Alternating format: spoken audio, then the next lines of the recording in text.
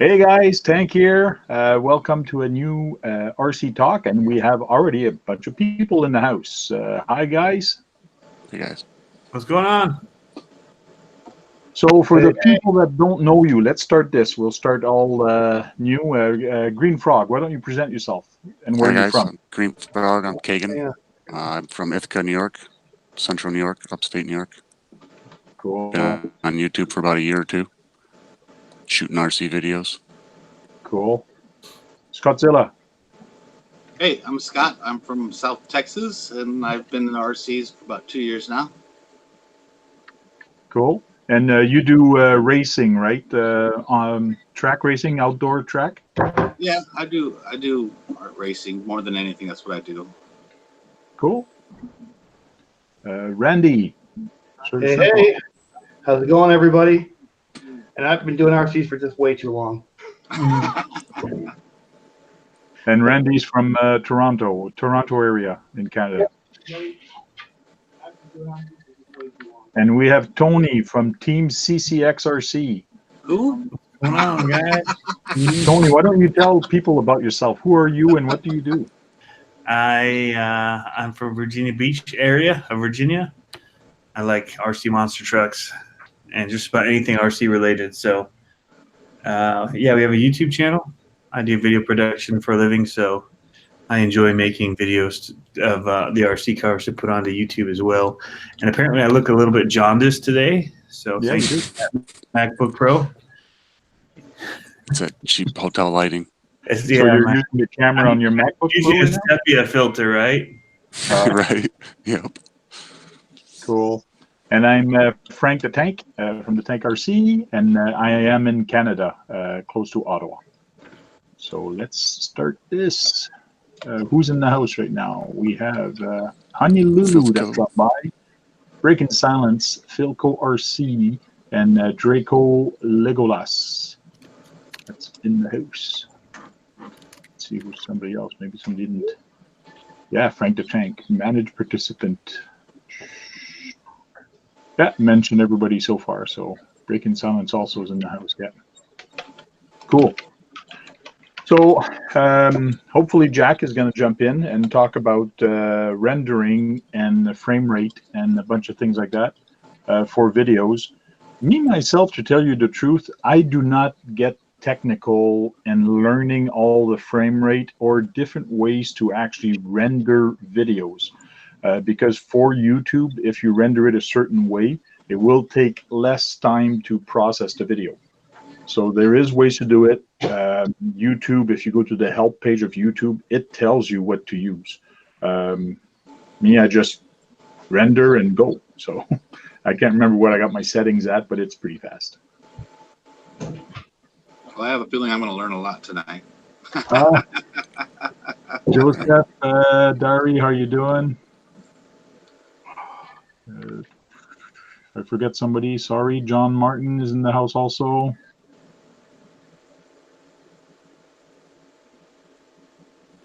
So John's from Michigan also. Cool. Philco just finished Taco Bell number 4. All right. Well, you filmed how many Taco Bells today? Filmed that? No, I didn't. I'm saying he was getting Taco Bell. Oh, he was getting Taco Bell. But I know you were filming. What were you filming today? The sunrise behind a restaurant? What was it? No, it's actually the IHOP Church International. IHOP. Oh, I thought it was the IHOP restaurant. No, it's a big international thing where it's been 24/7 for 20 years, nonstop. Have a service going where they're filming it. They have a service. Wow. Oh, cool. Yeah, like a church service. It's just nonstop. Yeah. They're gonna give the preacher a break at some point, or? Well, it's all worship and like prayer, so they just cycle gotcha. between like musicians and different bands come up and start their set, and the other people then walk off, but it never stops. It just is continuous. It's wild. Huh. It's very wild. So that's what I was doing. How long have they been going? 20 years nonstop. 20 years. That's 1999 is what their sign said. Wow. So yeah, about 20 years. That's impressive. Yeah, it's interesting. Fascinating.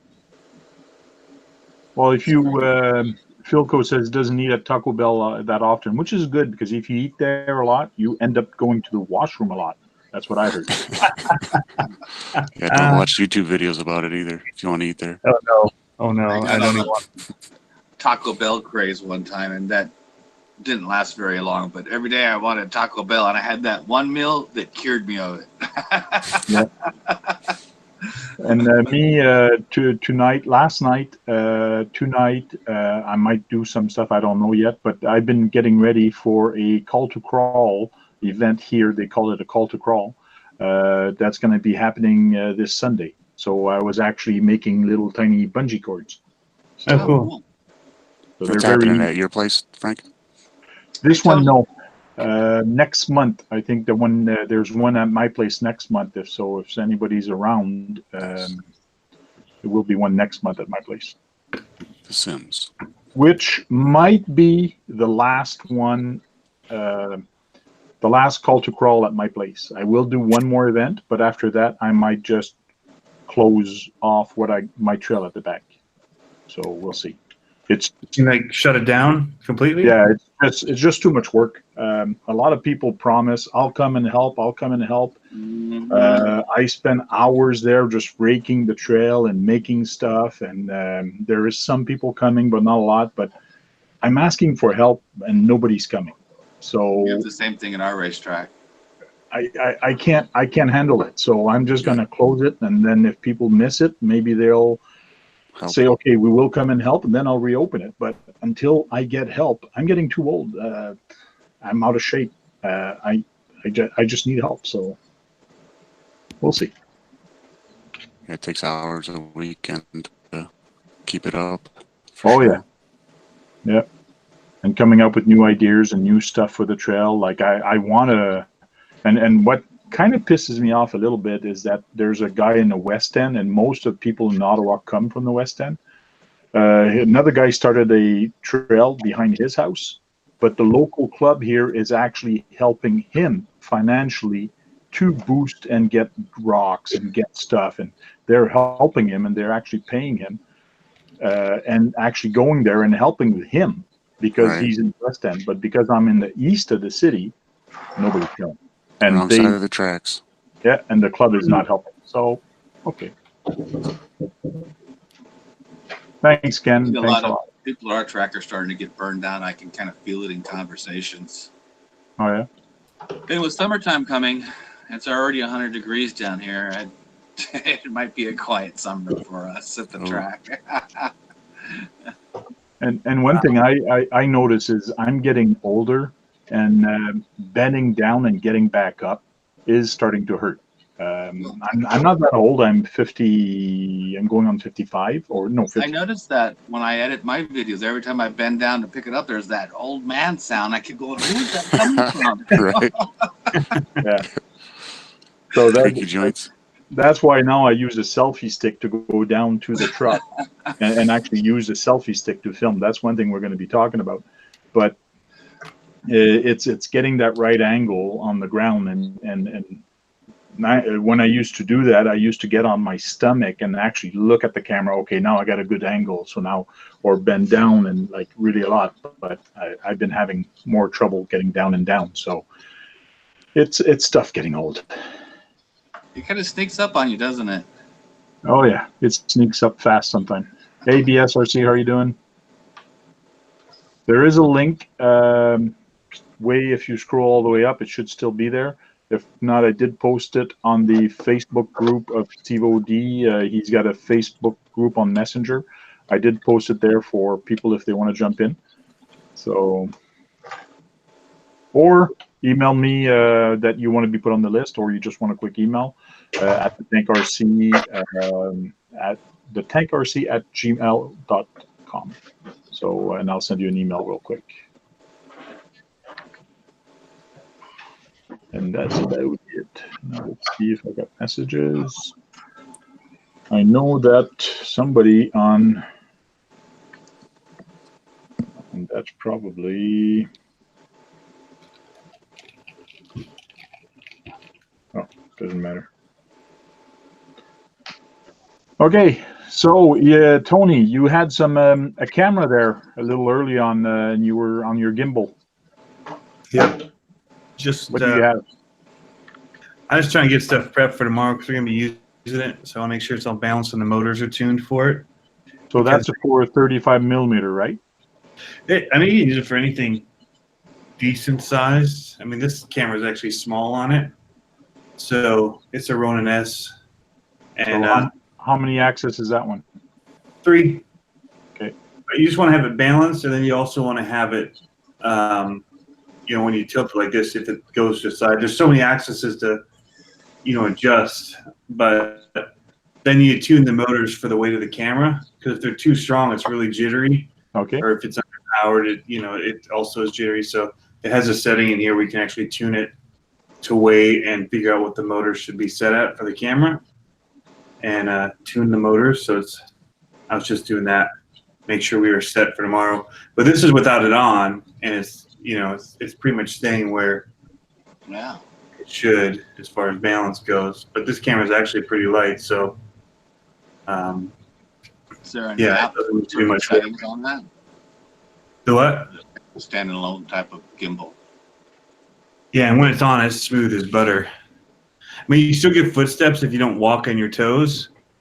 I mean, there's definitely a science to running it. It'll smooth out your hand movements and stuff, and the camera take out your shake. But it'll still, I mean, if you're bobbing, they're not getting rid of that axis, you know? Yeah. So you have to kind of walk your arm as a, and then walk on your toes and try and absorb that bounce. But The SRC says sometimes you have to hold on to the grass to keep from falling off the earth. That's true. That's because Bill is saying that he's 58 also, and when he gets up, when he gets down to get the proper angle, he has a hard time getting up also. So do a lot of filming when you're younger. So when you're younger, that's the best time to do filming. Right. Everything's easier when you're younger. Yeah, but it all depends what you're filming also, because if you're filming at the racetrack like you are, Scott, it's completely different filming, because you can actually film with a static camera. Not the best to watch for. Well, I actually use gimbal. Yeah, you can use a gimbal, but I mean, what a lot of people do on tracks is that you don't have a cameraman or a camera person. I can't say cameraman because there's women that actually use cameras too. But people put a GoPro and they just put it there. My issue with a GoPro is that it has a fisheye unless you do the setting to remove the fisheye. So a race on fisheye is not very good. What's that, Tony? if you do that, you can't shoot 4K in linear. Yeah. So you lose that option to be able to zoom in too. Yeah, true. Well, So when you're racing and you use a GoPro, you got such a wide view and you can basically almost see the whole track sometimes. And for people that are watching, they don't know who's who and what's going on as well. Yeah, that's well, what the cars Tank's end up being very small also on the track. Yeah. But Sometimes that's why the only option, though. yeah, that's true. You have too many options. What's nice when you're filming a track is that you do have a cameraman with a zoom. So with the zoom, you can actually follow the action. The problem becomes if you have 10 cars on the track or 8 cars on the track. Usually it's 5 to maybe 8 max. The problem is, who do you follow? Usually you follow the leader. Yeah. So My girlfriend used to go a year ago with me to the races, and she would film all the time, but she never knew who was in first place or who was in last place. She just followed the green truck, which is mine, and everybody's like, why does she only film your cars? Like, that's the only one she recognizes. Yeah, true. You do have to know the cars. You do have to know who's ahead and all that. So usually on the first lap, it's pretty easy to know who's on first, and then you try to follow that car. So it's sometimes that can be difficult too. Sometimes it can be. It's hard to keep up sometimes, especially when you start getting into lap traffic and different things. Yeah, and that's what I was about to say. When it starts getting difficult is when you start getting into lap. When somebody overpasses somebody, and then that car passes back. So okay, whoa, so he just passed, but he got passed. So it I does get. wanted to put one of those NASCAR tickers on the top, but man, that'd be so much editing to let people know who are watching my videos who's actually in first place. And I wanted to have like their number and their color of their truck, so it'd be easier for them. But it would be so much editing to do that. Yeah, it would. But what would be nice also, which is a little tricky to do, but I know some ways to do it, but it just costs money, is to get the output of the PC. In other words, record the PC, which is taking track of it, and you have that onto your video to actually tell you who's first and second and all that. But you get the number, but you don't know which car it is. Yeah. What's There's that? a lot of things I've tried to do on filming the RC videos, race videos, and it's difficult. And then if you try to do like a day event, it could be a really long video, and people don't feel like sitting through a 15-minute video, even though it's only 15 minutes out of a 4 to 5 hour day. It's still a lot longer than 15 minutes. I'm not going to watch that. Yeah, well, there is some people that actually will watch the whole race. Well, especially the people that actually raced it or whatever, they want to watch the whole thing. But it is nice to do editing to it to quickly go, okay, this is how the race started, this is how it was in the middle, and this is how it ended. And then you move on to the next race. It just becomes, like you said, a lot of editing to do. So. Now, can I have my turn now? Hey, Jack. Jack is here. Yeah, Tony said I just slipped in. How you going, guys? BSRC, this is why he's got a new banner sticker. Or the new picture there, Jack. I didn't see you in the chat. Yeah, it's my what is it? The Monte Carlo 2007 TT01. Gotcha. Oh yeah, cool. Yeah, that's Maya. Nice. And I caught a bit of the start. I'm Jack, and I'm from Australia. Hello, everyone. Hey, Jack. Thanks for coming in.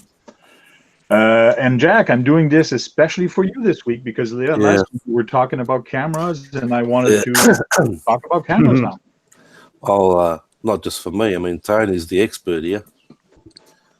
Well, everybody has a little bit of experience, and this is where I think it's going to be beneficial for everybody, is that everybody has their own style and have their own little tricks that everybody can benefit from it. That's what I'm thinking. Yeah. You can learn something from anybody. Everybody has their own way of doing things too.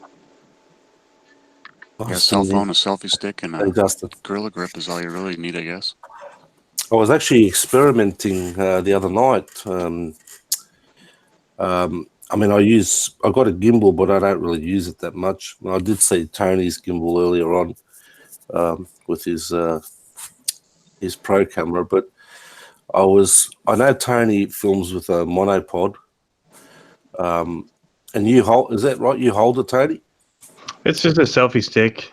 You actually hold it? Yeah. You hold it with the hand you're holding the controller with, or you do one hand driving?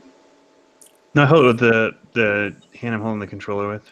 Well, I can't do that. I've tried. I can't do it. There is something you can do, okay? Once upon a time, back in the days, I think a few years ago, I used to muck around with different mounts and stuff. I think Tony and Tank you were around back then. Different camera angles and all that sort of stuff. And I used to mount them on my RC somehow. And I used to tape a monopod if I wanted to get a front angle view of the truck or car, or a back angle, or from the back. I'd actually tape it onto I used to use it mainly on my SCX10 because it was easier to tape down. And if you use like duct tape or something, which stretches, you can tighten it a bit more. And I used to use a monopod for that. But the other night I was just experimenting with a monopod. And for guys that are just got a GoPro or whatever that's pretty light, there's a way that you could mount it onto your remote. Is you put the the end of the monopod under the remote control, and then what you do is you just duct tape it around. But when you duct tape it around, you must go the other way when you tape it, so it's going to be flat as well, because otherwise the monopod slips and it'll turn. But I did a bit of an experiment with it, and it actually worked out quite well. So then you don't have to hold the monopod, and all you do is just hold your controller and just pan and tilt to whichever way you want to go, or where your car is, and all that sort of thing. So that's just a bit of an idea that you can actually do that. I know there's guys that do it different ways than that, where they put a mount on their remotes. But if you've got a monopod, because you can extend it out, so if you want to get, like a close shot or something, you can, if you're bending down, or you can do it like that. But you just got to make sure that when you duct tape's the best to use, but when you do it, when you start taping it, you must tape it across as well, so it doesn't actually turn. So that's just a bit of a little bit of tip.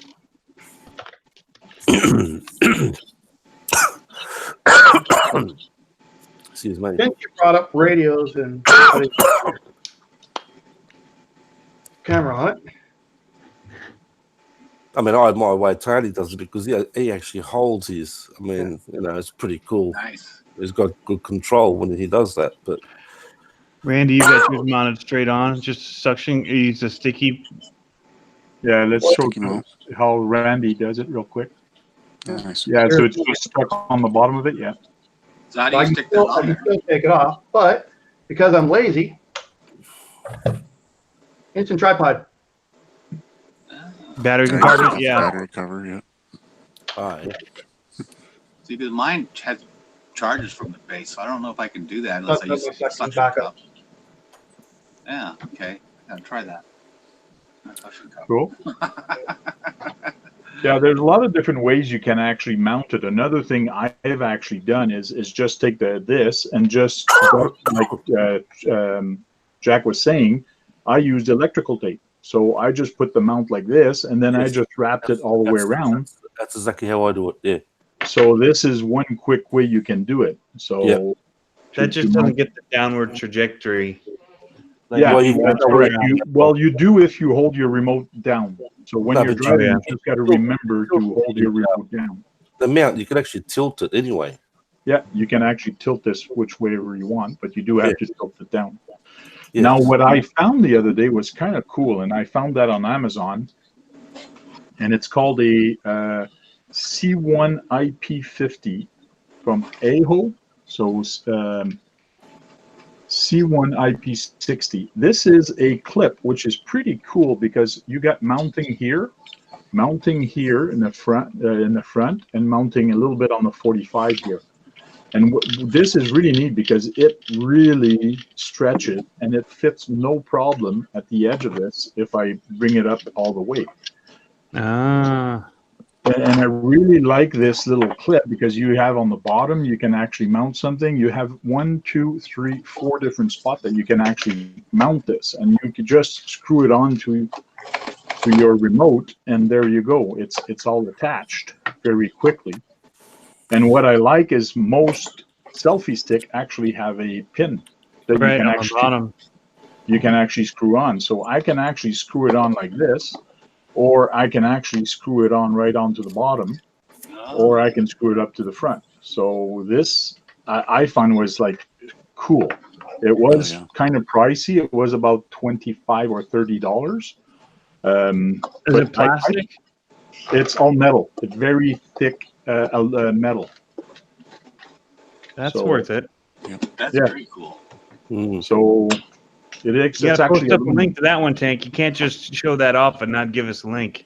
Exactly. Yeah, I'll try to find it in the Tank's Amazon teasers. stuff that I bought, but it's called a C1 IP-50.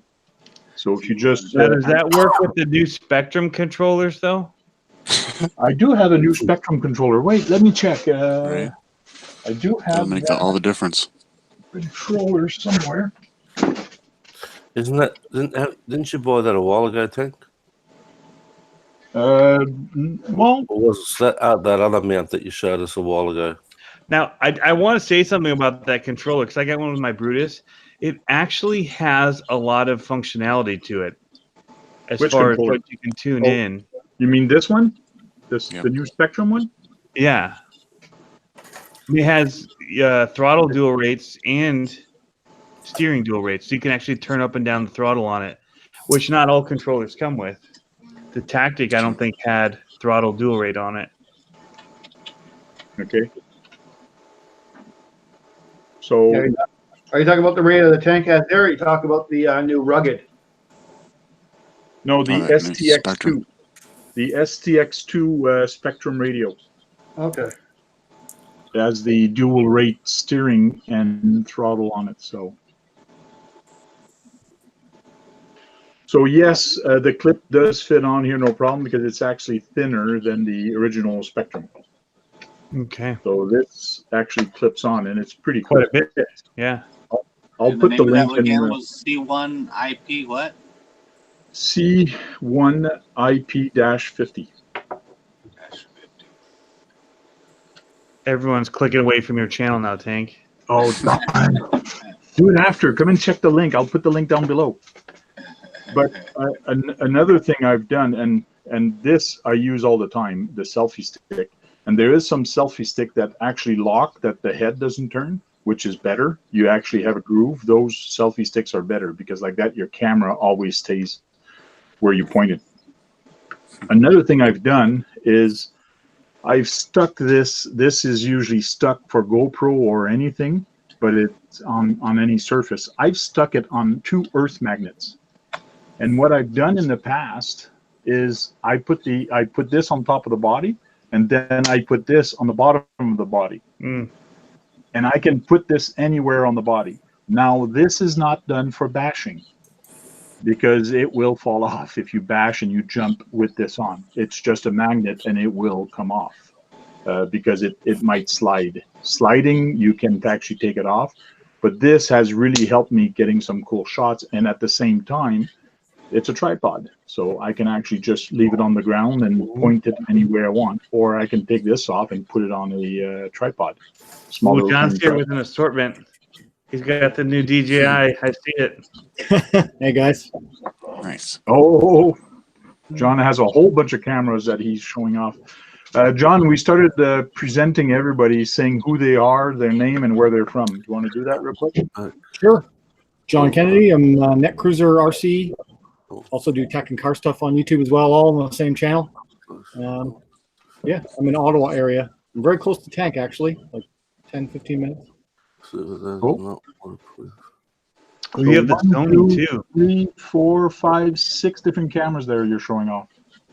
Yeah, I just thought I would show you some of the progression of where I started from and where we are now.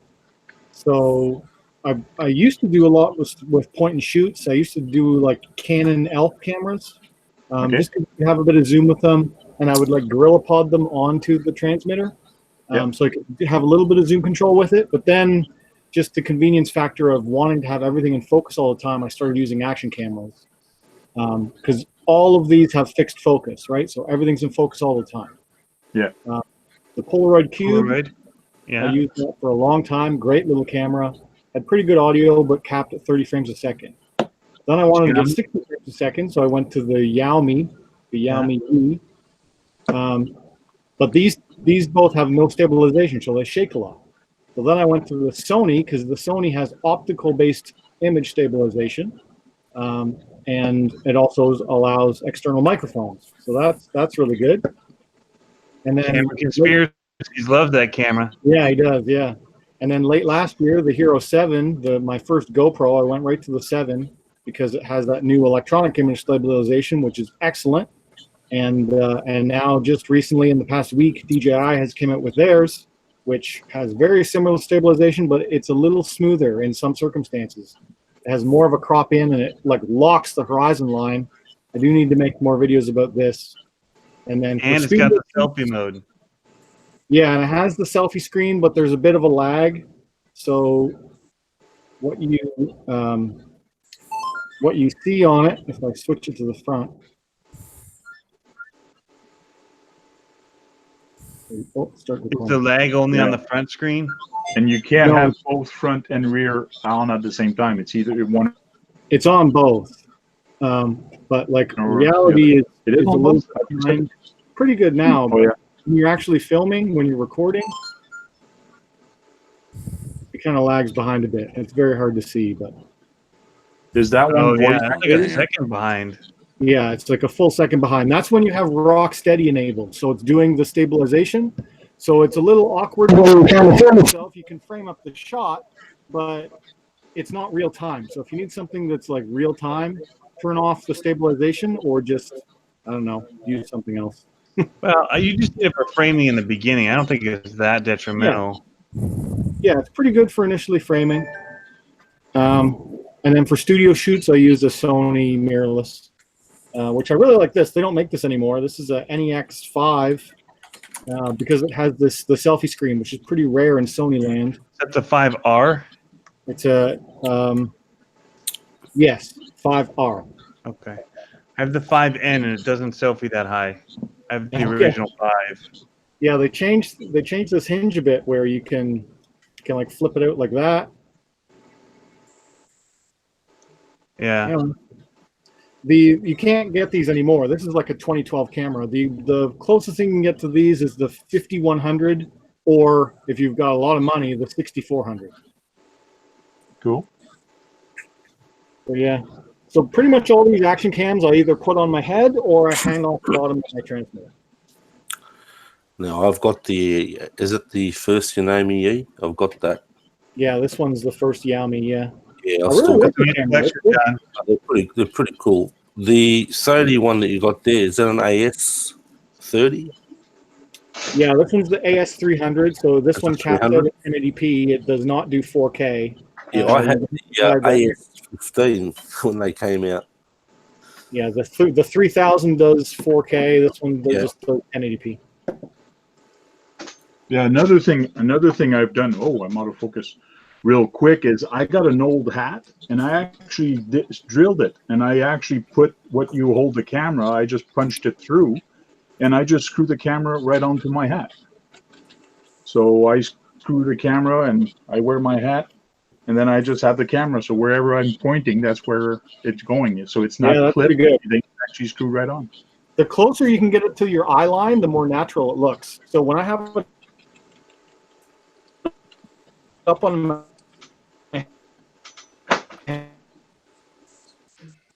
Wow, audio is really cutting out. His bandwidth is breaking up. Yeah, This is why I'm watching movies again. yeah. Are you streaming at the same time that you're broadcasting? well, I don't know. My wife is awake, so it might Watching be. movies? It's frozen. Yeah, he's frozen. You're back. God, Yeah, I there's thought a lot of different cameras that you can use, and they're pretty much all pretty good. For that Kodak camera, at 30 frames a second, hey, it's good enough. It all depends, to me, what you film with it and how you use it. So, Yeah. it's Oh, I love this thing. I used it for years. the good thing about something like that, you can chuck it on anything because it's so small and light. Yeah. I wanted to get the GoPro version, but they discontinued it. Yeah, the Cube one. Yeah. oh, they don't sell that little cube now anymore. The That's what session. Randy had, right? Session. Session. Yeah. And they weren't cheap when they came out either, those things. $200. Not here, they were. They were like $600 here. Now, how come they don't make the session anymore? It wasn't selling? People weren't buying it, or what? Probably because everybody kept returning them that were breaking them on their drones. They were breaking it? They were getting the warranty on them, and then they were taking them back in when they'd crash their drone and destroy it. That's my guess. I think a lot of people just didn't like the fact it didn't have a screen on the back. Mm-hmm. No infield. Yeah. Can't do anything out in the field. Oh, yeah. I'm surprised they killed it off so soon because there was the other company, Fox Ear, was making a Cube camera and they got sued. No, it's run cam. Oh, the orange one. Oh orange yeah, webcam. Yeah. Yep. I had one. I never used it. I gave it away to a buddy for drone stuff. So I just put a link to the Amazon clip I was showing off earlier, and let me show you real quick the website. Share, present to everybody, and hide participant. There we go. So this is pretty much the clip that I was showing. So it's a Haoge clip. So you can mount it pretty much anywhere and any. Yeah. Clamps are great in general. You should be the first to review it, Tank. Hey? You should be the first to review it. Yeah, Oh. then they'll pay you for buying it. Well, I looked here, and when you do a review, you cannot put a link to for reviews for website. You can't. As soon as you put a link, they don't permit you to put a link when you do a review. Just verbal. No, just text and pictures. Yeah. Yeah. Well, it's a good idea, but it's a nice clip. It's $27.99 Canadian. US, it's even going to be cheaper, so it's very handy. I use the Joby action clamp. Oh yeah.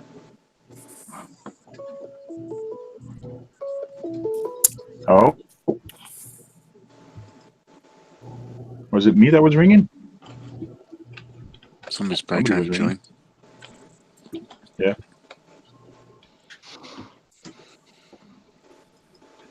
So which one do you use, John? Yes. Joby action clamp. Let me try to find that. They might have discontinued it. It went on clearance a year or so ago. I'm not sure if they've remade it. I see one here for $9.95. That'd probably be plastic though. His is metal. Yeah, mine's all plastic with just a metal screw for the where the plates come together. But other than that, it's all plastic. Like this? Yep, that's the exact one. That's like $40.40 for the GoPro. Oh yeah, that's way overpriced. You can get them for $10 sometimes. Oh, yeah.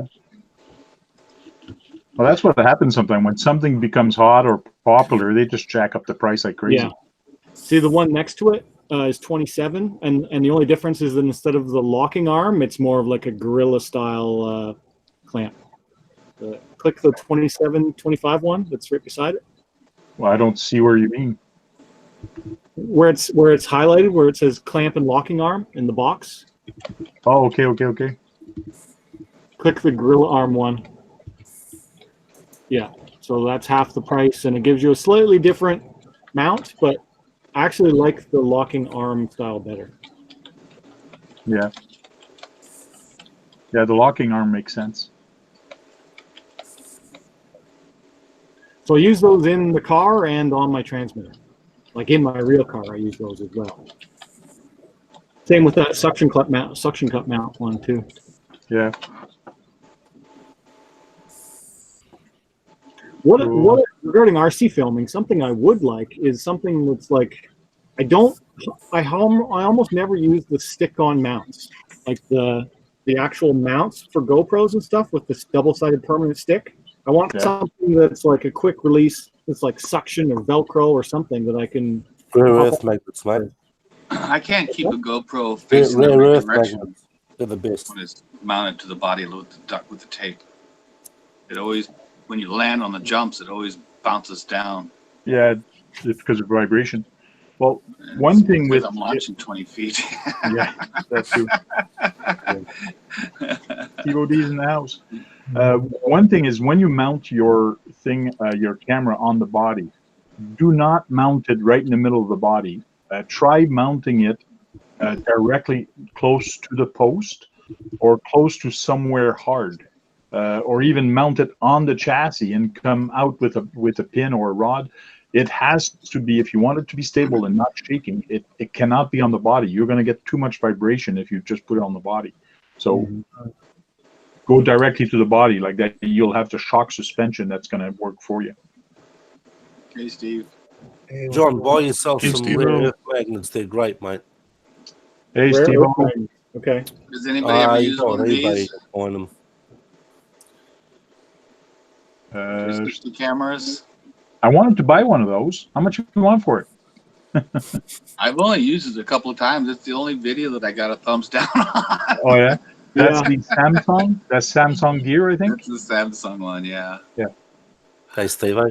I see you I sitting got there. the I got the knockoff version of that, the Wonder 360, and yeah, I put up 360 videos. You get a lot of hate, but you can do some cool stuff with like converting it to a normal style video. But the quality wasn't that good.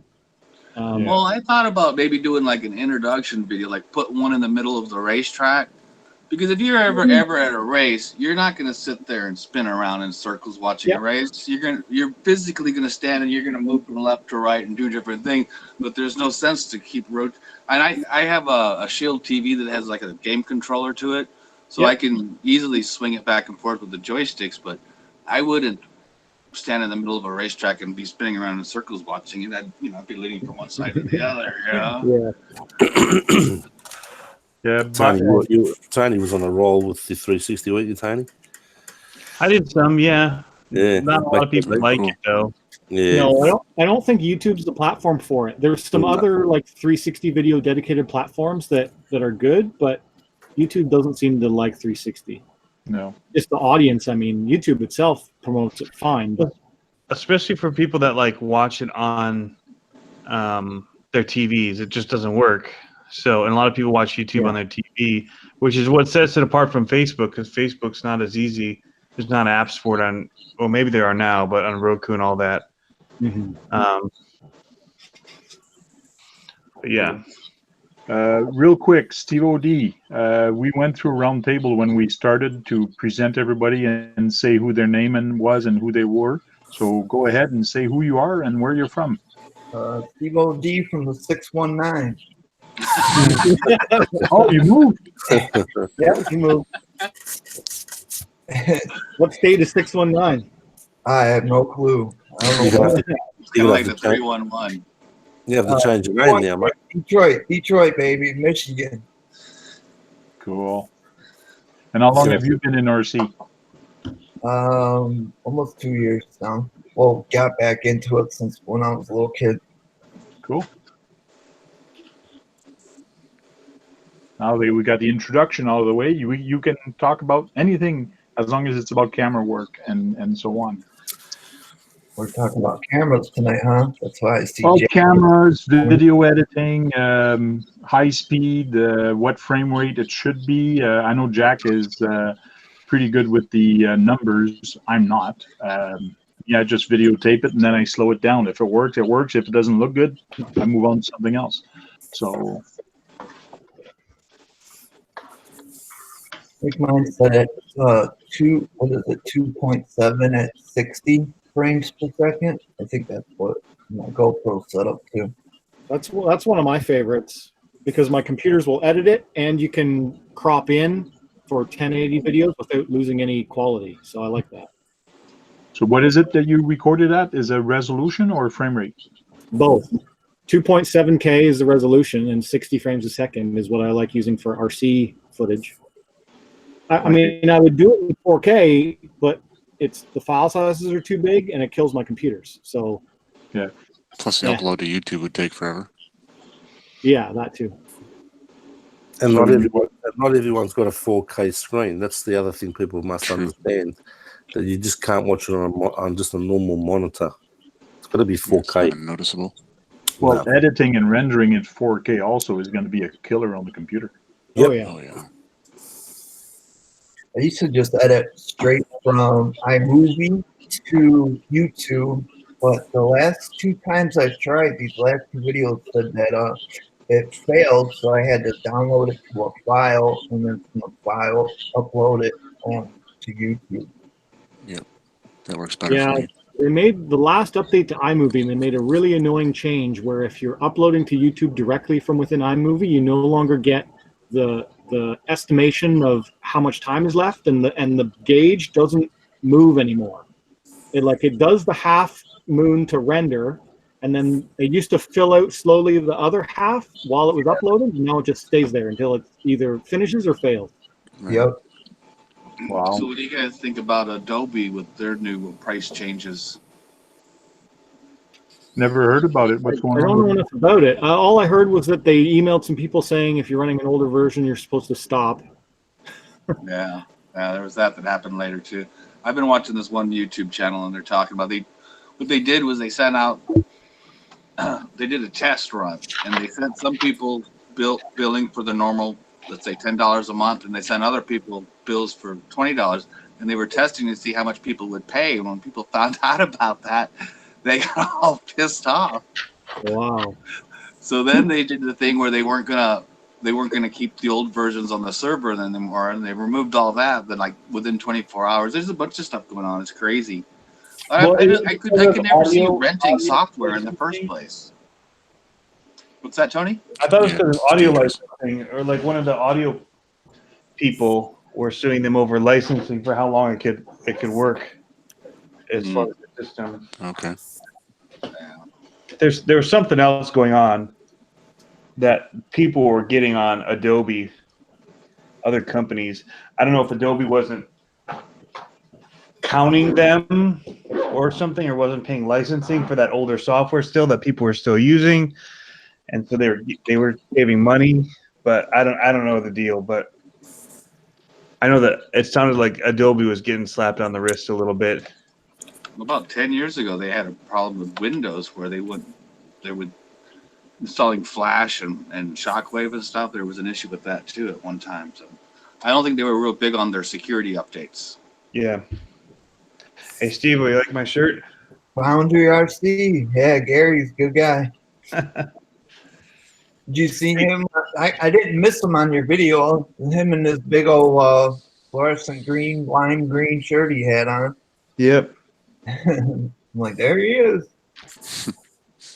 Hey, Tank, does that that clip, do you have any tactic radios? Can you see if it fits on that wider base so that they have? Your clip? I'm TTX interested in 300. getting one. But they make they make the same thing in a clip 70, which is a much bigger, like almost double the size opening. That's what I was worried about too with mine. I don't have a tactic. I can give you a measurement quick. How do you not have a tactic? I don't have the We don't have any armas. Why would I have a tactic radio? I don't know. got Maybe axial. TEN-SCTE come with one? Axial. Like 25 millimeters. Should be good. I think that clip's good to Didn't the 50 Axis if come with the tactics name for a while?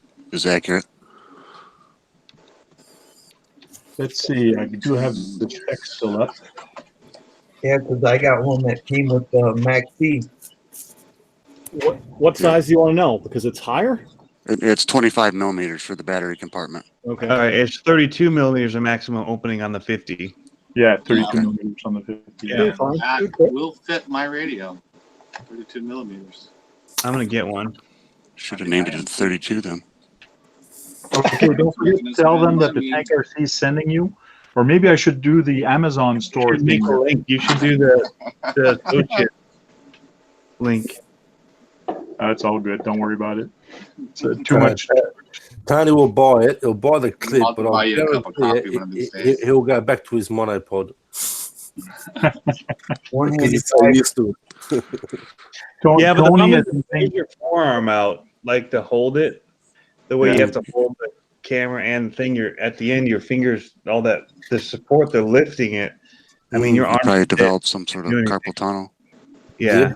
So I'd rather But the get shots are great.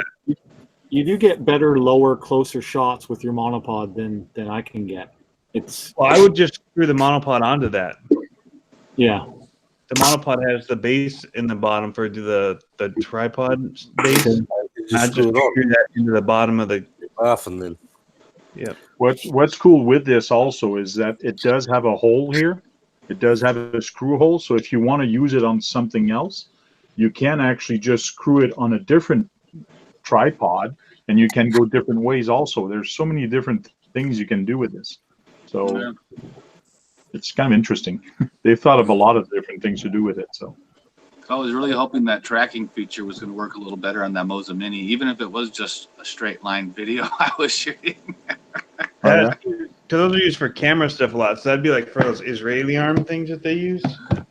Be able to screw like one of these arms.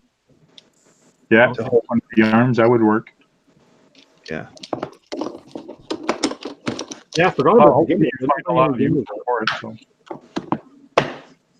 But I also still have my Moza Mini. I did ask them, Scott, about the about the active tracking, because there's been so many, like they've been updating more for Apple than Android.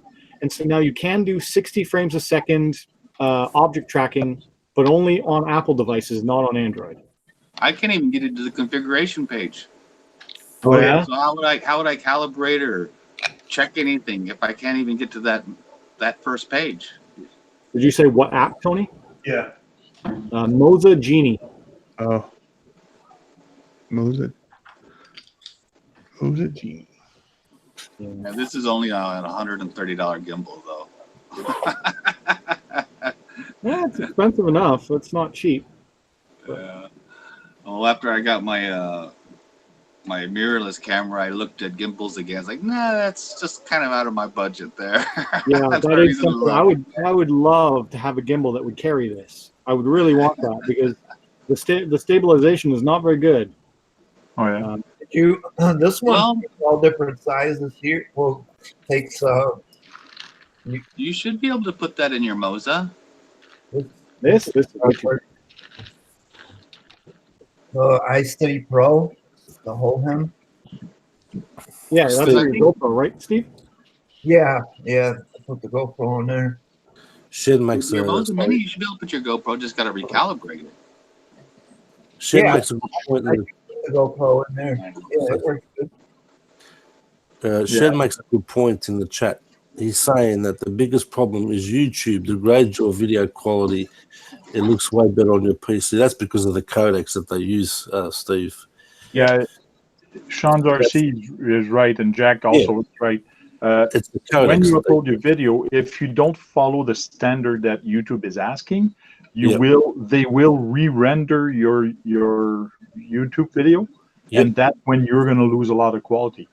Not only will you use video quality, but the audio as well, because I remember with my guitar stuff, sometimes it just came out so rubbish. Yeah. So since we're on that subject, what are most of you guys exporting into? I'd use MP4. Yeah, I use AVCC MP4 on mine. It takes a lot longer, but it's... See, YouTube there's an actual help page if anyone wants to go on it, and it tells you how to upload your videos and what they require is the best, and it's 24 by 12 bit rate. So when you go to render your video out in your software, you set it to 24 and 12 bit rate. I know me and Omar used to do the 100, which is, pretty high, and it just renders so long. But I put mine on whatever my camera does. I found that to be the best. Say, for example, if it's 28, I'll just use 28. But they want 24 by 12 bit rate. I'm not familiar with that term. So it's 24 by 12. What? That's the data rate, the bit rate in your rendering software when you go to render it out. Yeah, there's usually like megabits per second, so you could have yes, 24, 50, 100. Correct. So what, yeah, correct. Yeah, so they want 24 by 12. That's what they want. I don't get the by 12 part. What does that mean? I'm lost too. It's the data rate and the bit rate. Okay. Shanna's saying 5 to 10 kilobits per second. Yeah, millibits. What's my camera do? 28 millibits a second. That's what if I'm going to do something like that and I'm going to render, I'll do that. But what they want is 24 millibits by 12 millibits. That's data rate and the millibits per second. That's if you got the option in your software to do that. Otherwise, you just do one rate, which is whatever it is, 24 But me and Arma used to do 100, which took way too long. I mean, when you watch it on your computer, for sure, it's going to come out 100 times better. And then when you go to do it to YouTube, that's when everything goes backwards. Yeah, it does reduce And it a they bit completely degrade. Yeah, Yeah, so they might as well completely go. degrade it. Yeah, for bit rate.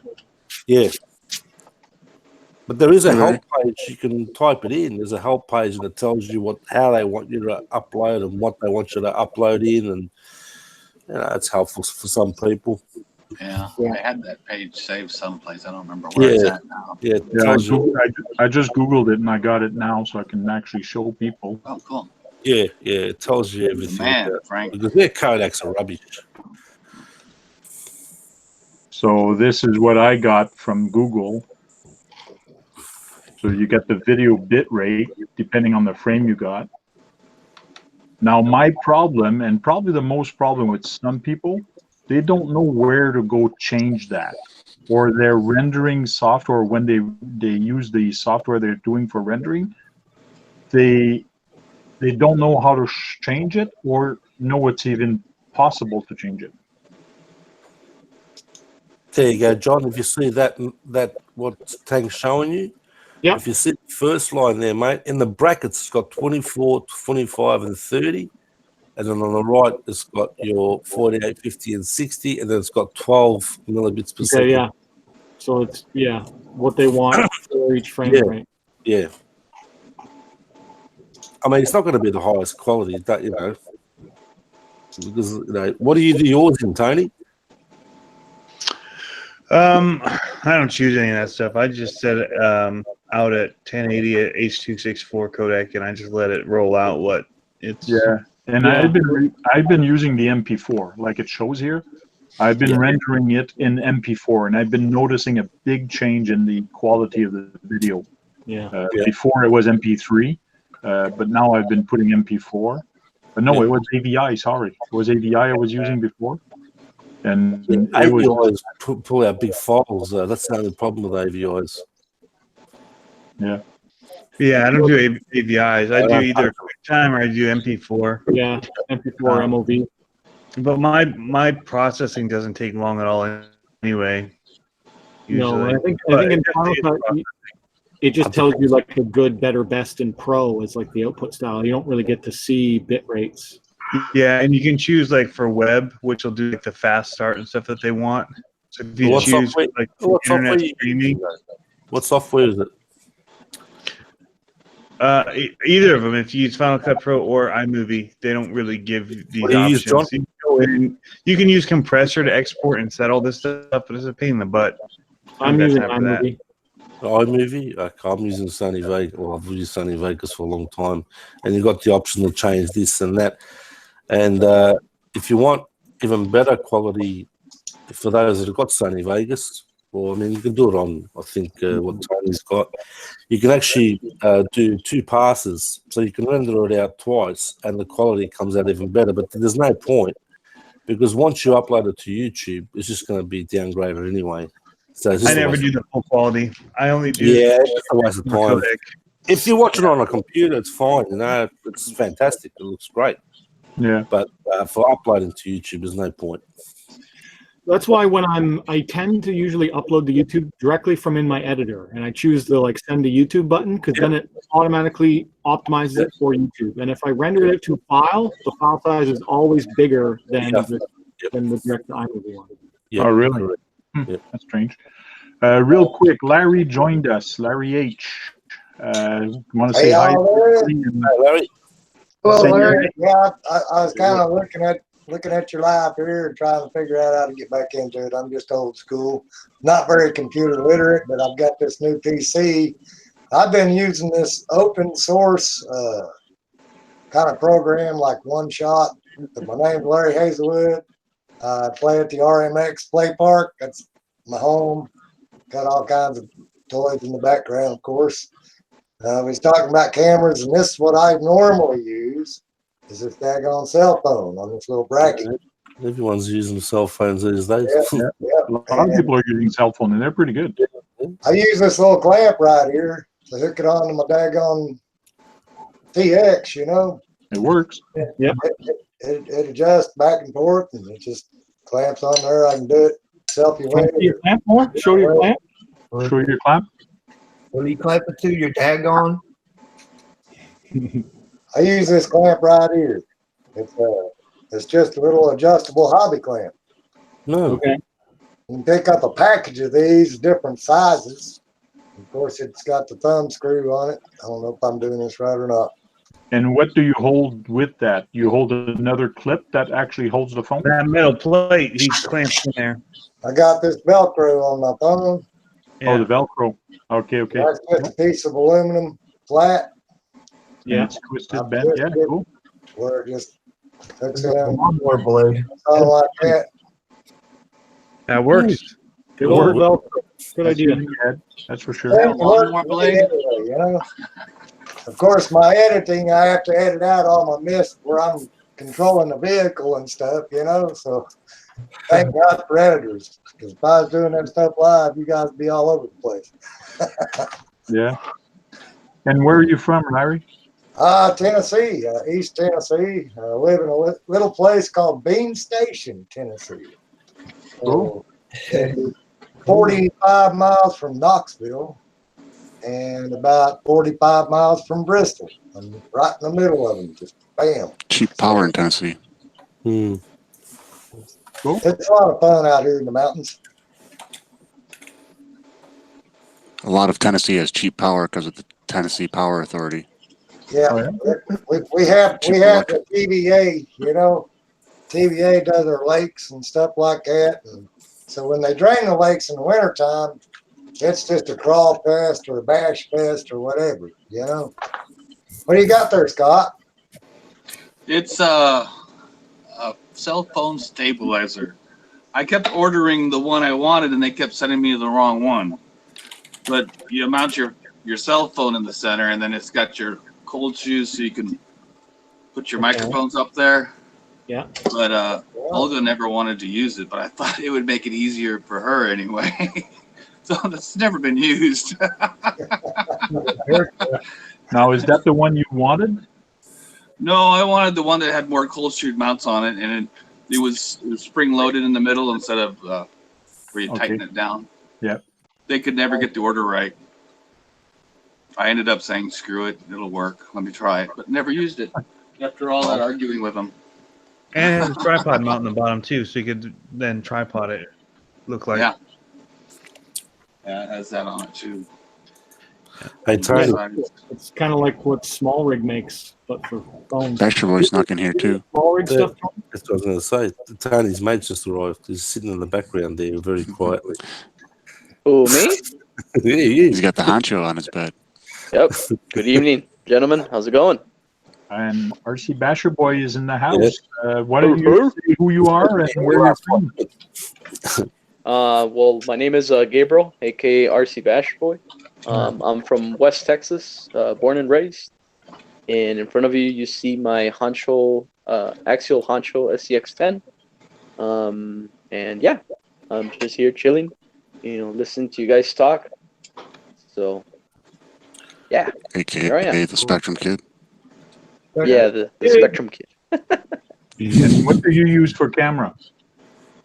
Me? Yeah. I use an old school GoPro, and I use iMovie, and I'm still familiarizing, with the program and everything, and how to get the video from and to the computer, and yeah, that's usually what I do. What software do you use to edit your videos? iMovie. Oh, okay, iMovie's okay. And that's it.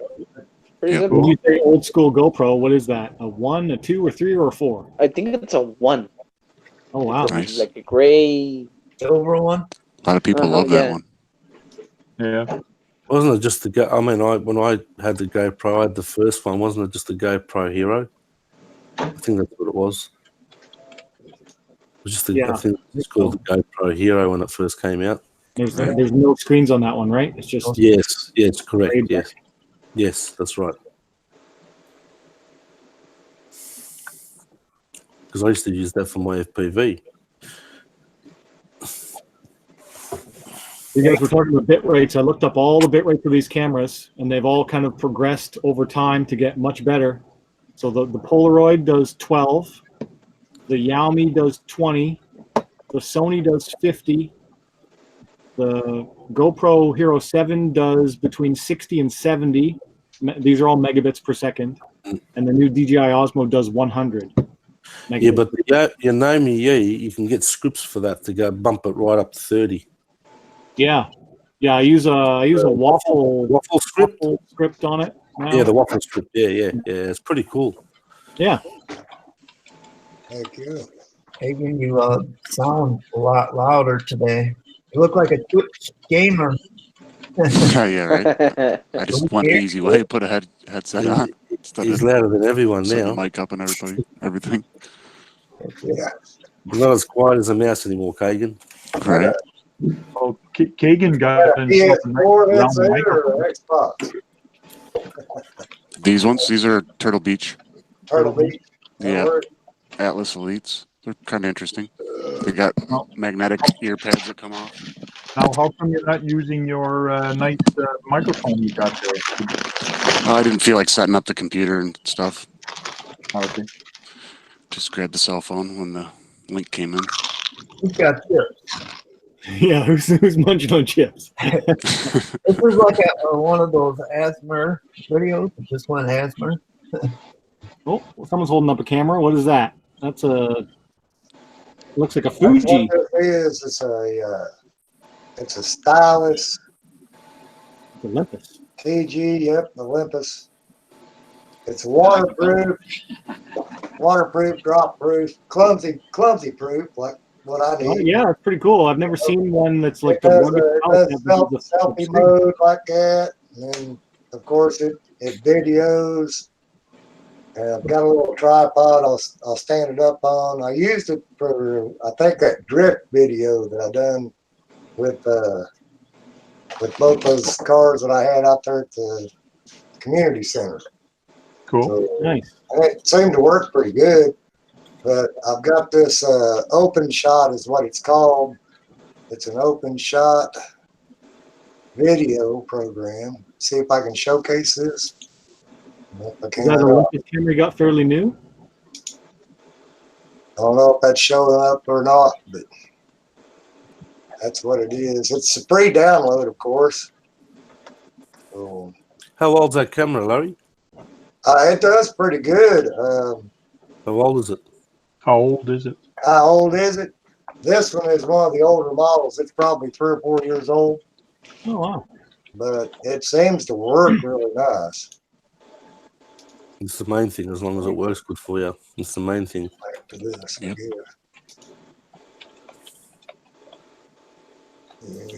Sure. So there's something awkward here. So in YouTube, the chant, I see that Jack. I think he changed his thumbnail to a Subaru, and in Google, you still see his it takes a yellow couple Toyota. Of days. Yeah, it takes a couple of days. Okay. Yeah. Open shot. Okay. Yeah, that's what this is a program that I use. Of course, you can go in and pick video projects and things like that. Yeah, that's a pretty good free software. Yeah, it's free and it seems to work. You got your storyline down here. You got all your slow music. Yeah, it's got good slow motion too, apparently. Yeah. Cool. You can also put in effects and transitions. There you go. You can probably type up the link and chuck it in the chat, and if people want a free software editing program, they can click on that. Yep, it's cheap for sure because it's free, you know. And, it's cheap because it's free. And I'm cheap. My favorite price. It's free. Gotta remember that one. That's a good line. Yeah, it's pretty decent, and if I can use it, then I think anybody can use it, you know. So yeah, it's awesome. I'm still learning. Of course, it's got all kinds of transitions you can do with effects on your text and things. I think when I got that Subaru from Axiomatic over here, when I got that, I done a little video opening playing with it, and I've done that on this program. It seemed to work pretty good. I liked it, you know. Cool. Yep. Hey, so have you guys seen that latest? Well, it's not latest, but it's the I forget the name, but it's the new trike that came out. It's an RC It's trike. yeah, it's by that motorcycle company. No, I think it's the one Something Rider. I'm talking about. Well, it throws me off because I don't know if you guys seen it, but it says that it's a 1/8, but that thing looks tiny. Mm-hmm. Yeah, I saw the video this morning. 1/8 the size of it 1-to-1. So it's not that big in a 1-to-1. So you gotta think about it like that. It's got like a bobblehead in it. Yeah. Yeah. And the thing, I had to order one. I mean, I'm a true trike fan, and I said, you know what? Yeah. So I'm getting one for sure. On the third. So 180. What's that? They're 180. No. If you go to Asia Tees, X-Rider. Yeah, there you go, the X-Rider. If you go to Asia Tees, they sell it for $135, and then to be shipped to me, it's like about $18. So I think I paid like $140 something. Right. So it wasn't that bad. Right. Do you have any of the Tamiya trikes, Gabriel? The Dancing Rider, no. I wish I did, but They're fun. I bet. But the thing that got me sold on that trike was that it has an aluminum chassis, and it has aluminum bracing, and you know it's legit. I just saw how it's built, and I said, you know what, sold. I'm getting it. Yeah. So I was thinking about getting it, and I emailed my hobby shop today asking them about if they had any Outcasts left, the B2, and they said they had one left in the orange. So cool. Those are on sale right now. This is the software I use, Pinnacle Studio 18. Yeah. So this is Pinnacle Studio, or also known Corel. Corel also is pretty much the same thing. So you have some videos. Right now, I don't have my hard drive connected to it, so a lot of videos won't be there. But you bring your video that you want to actually, you select it, and then you can bring it in and so on. So that's just a picture. I don't think I have any videos here on this. Yeah, my hard drive is not connected, so I can't show you. But you just bring the video down, and it's pretty easy. It's kind of cool. Select your track, put some titling, you can play with music, you can do a whole bunch of stuff, your cut. So Pinnacle Studio. You do have to pay for this one, but it's not that expensive. You get it for about, it comes on special for $100 or less. What number are they up to now? Hey? What Which version is that? That one is Pinnacle Studio 18. 18 they're up to. Yeah, they're up to 21 or 22 right now, so something like that. I know Corel makes a lot of different programming. It does good stuff. They do some good stuff with. Yeah. But it's pretty much any software works as long as you get used to it and you get comfortable with it. But as soon as you want to do something better and even better quality with better graphic, better effects and things like that, that's when you have to upgrade to something a little bit better. But starting off, the free one works just fine. I got a free one on my cell phone plus that free one on the system. The one on the system, I'm still playing with it, and so it's not like I'm no professional videographer, but I play with it anyway. It's fun.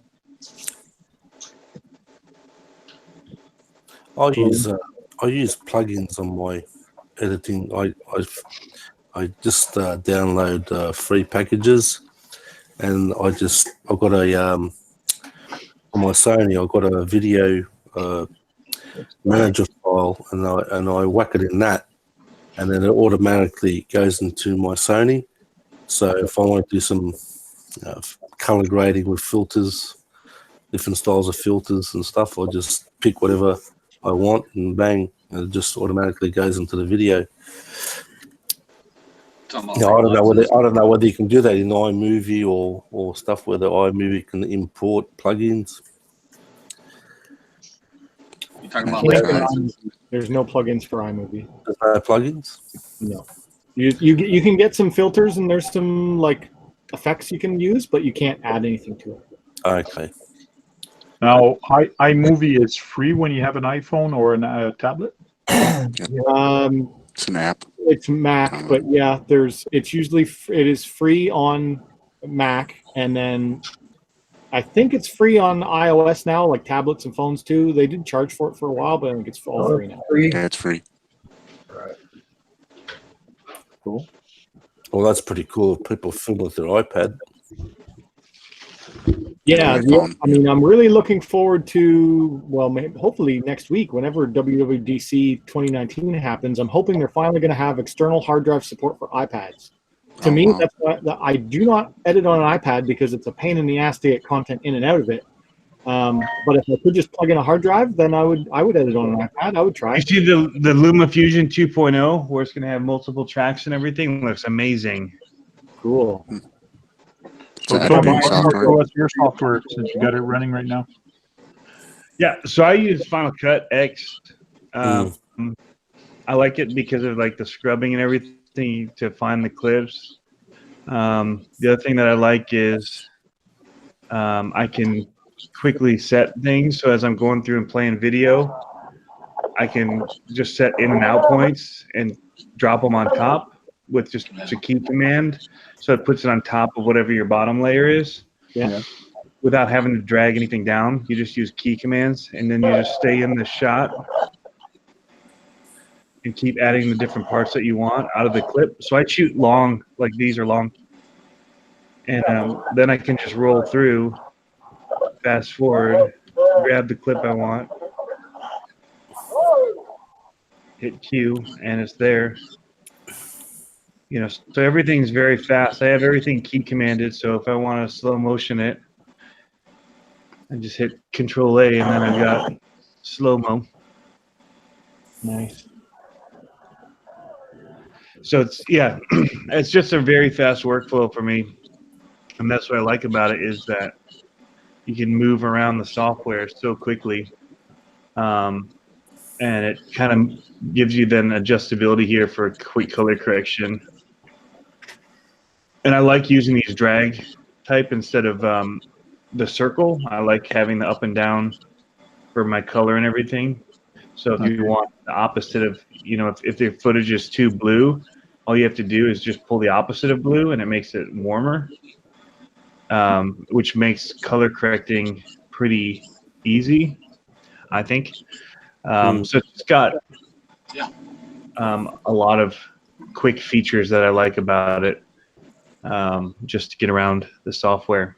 Yeah, well, you've been using this for years also. You know all the tricks and keystrokes and all that. Yeah, I programmed them, you know, so I programmed what made sense to me as far as keystrokes. But I don't do a whole lot. It's just in, out, which is I-O, you know, so and then the fast forward is pretty much the same as all things, which is JKL. Okay. And so I can fast forward and spacebar is play. And so you just do that, and then you put in with I, O is out.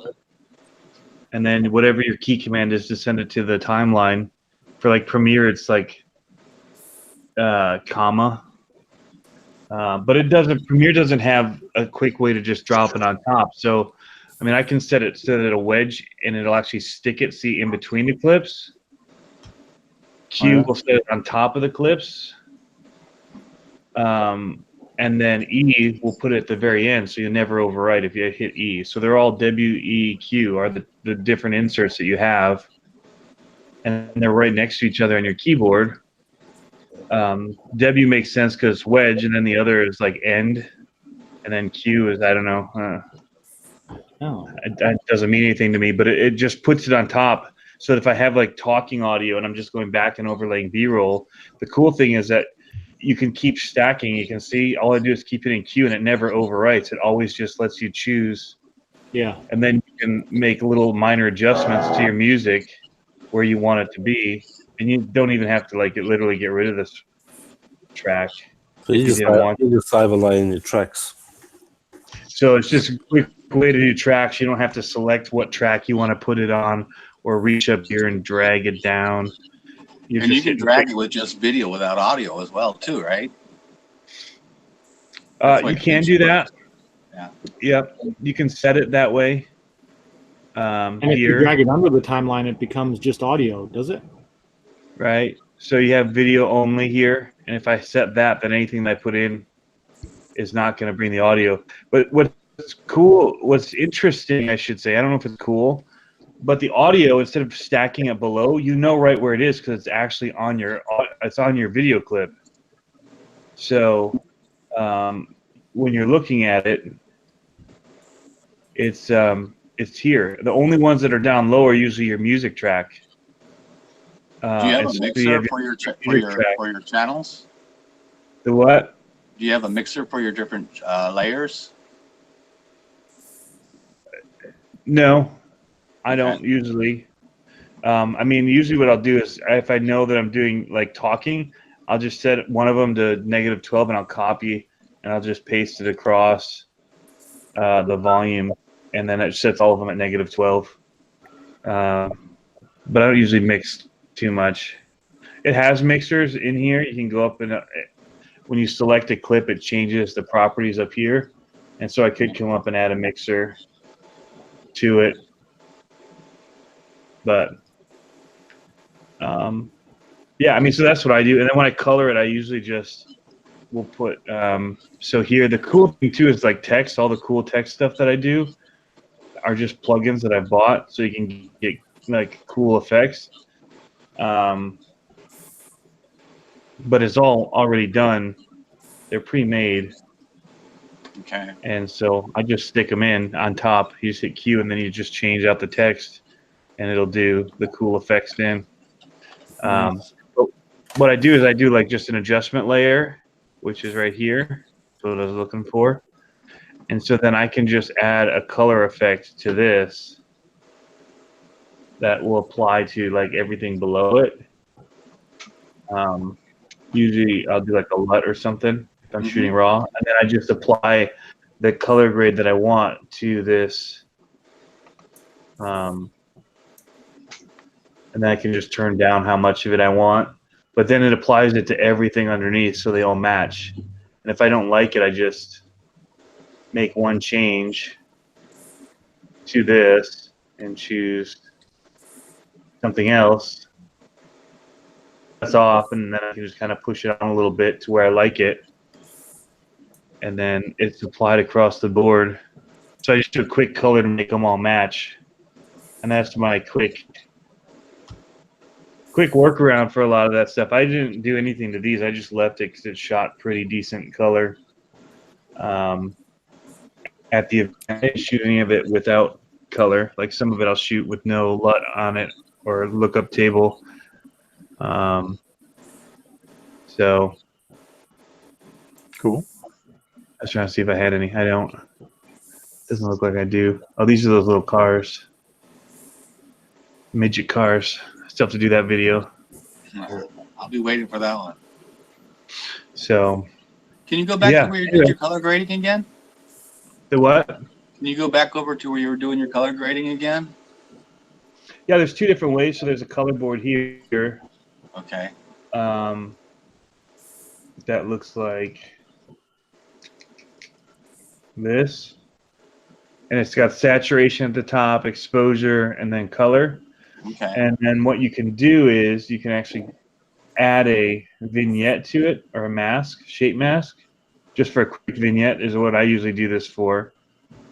And just stretch this all out. And then what you do is you say whether it's inside or outside of the mask, and you can have different effects. So outside of my mask, I could pull down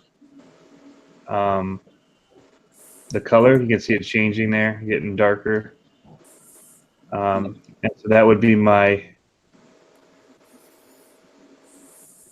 if I wanted to mask it, that would be one way I could do it. I'd never do it this extreme, but so you can see it online. Do you ever use curves?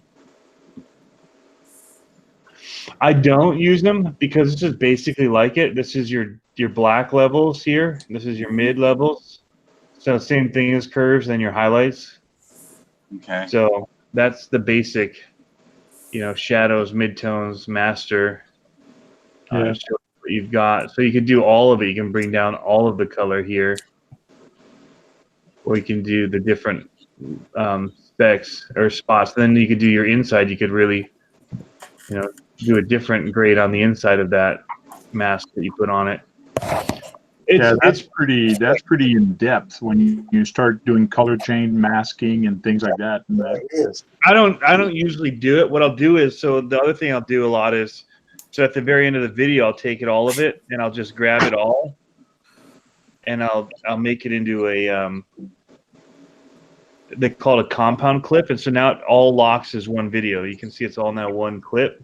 Okay. And so then that's another way I can color correct it. And so now I can just put that's cool. on just one locked clip. I can do one overall grade to it, and which is where I'd usually just do like a vignette just to draw attention to the middle more. Okay. And so I'd do something like this, and then I would say on the outside I just want to pull down the highlights and the mids a little bit. And so that's going to just kind of draw attention into the middle area. Cool. And that's just a quick way that I kind of send the focus, make it feel a little bit more. I mean, this shot here is kind of a good example. On, off. You can see the difference. It's just a quick bring the focus in a little bit. Yeah. That's one thing I do, but you can turn it on and off different sections of this too to be able to see everything a little bit bigger. But that's sometimes that's just a quick thing I would do, would be just a quick vignette over everything. Or I could then go in, and a lot of people do like the Hollywood colors. I'd take the highlights to like an orange, and then I'd take the blacks and push them kind of blue, or to like a, oh, see now, actually, we're still doing this to the outside. So what I'd probably do is I'd put another color board on the whole thing. It's just a color board too, and then I can just do a quick grade to the whole thing as far as color, and give it more of a like cinematic look. Nice. And then call it done. So it has that kind of teal tint to the shadows, and the orange and the highlights. It's kind of something that they do a lot, and it just gives it a quick look to the whole thing. But again, once everything's set to be color balanced to itself, then when you do it at the end, it all just matches at the end to give it just a nice kind of pop. Yeah, It's pretty cool. So that's my quick workaround. So I just do all the basic edit, and then it takes me, what did I do there? 5 minutes maybe to give it a quick look. And then I say export. That's a cool shot of the dirt. Yeah. So it's for me, this software is faster than anything I've ever used to edit in and get around. Yeah. And the export to Constantly rendering the background too. You can see it up in that top little circle. Yeah, it's currently rendering everything he's been doing on the fly, which is pretty awesome. So you can see these dots here at the top that I'm following across, but there aren't dots here. It's rendered all this part of the video. When I stop doing something and I'm just kind of looking around, it's rendering. So that is now moved to the 30-second line. It's rendered 35. So when I go export it, it's usually already rendered. So just in the downtime when I'm not doing something, so now all this is rendered with the look on it. It stops rendering when you're playing video to give all that power to the processing for the video that you're editing. Yeah. But yeah, I mean, I should have probably graded this one before I uploaded it, because man, that looks cool with that yellow pops now. Maybe I'll export it. Cool. Maybe I'll export it. But yeah, so that's what I use. Cool. Nice info. So real quick, we'll show you the car that RC Basher Boy was talking about. This is the 1-to-1 version of the real car. They actually made it, and we did talk about this a while back on RC Talk. It's the X-Rider 1/8 Flamingo. trike. Yeah, there you go. So it's 187 Canadian. US, it's probably a little bit cheaper, but it's a nice little car. It's to me, it looks like it's got a rear end of a buggy, and it's got the front end of a truck. So, Decent price for front end RTR. of a bike. Sorry, what? It's a good price for RTR. Yeah, it is.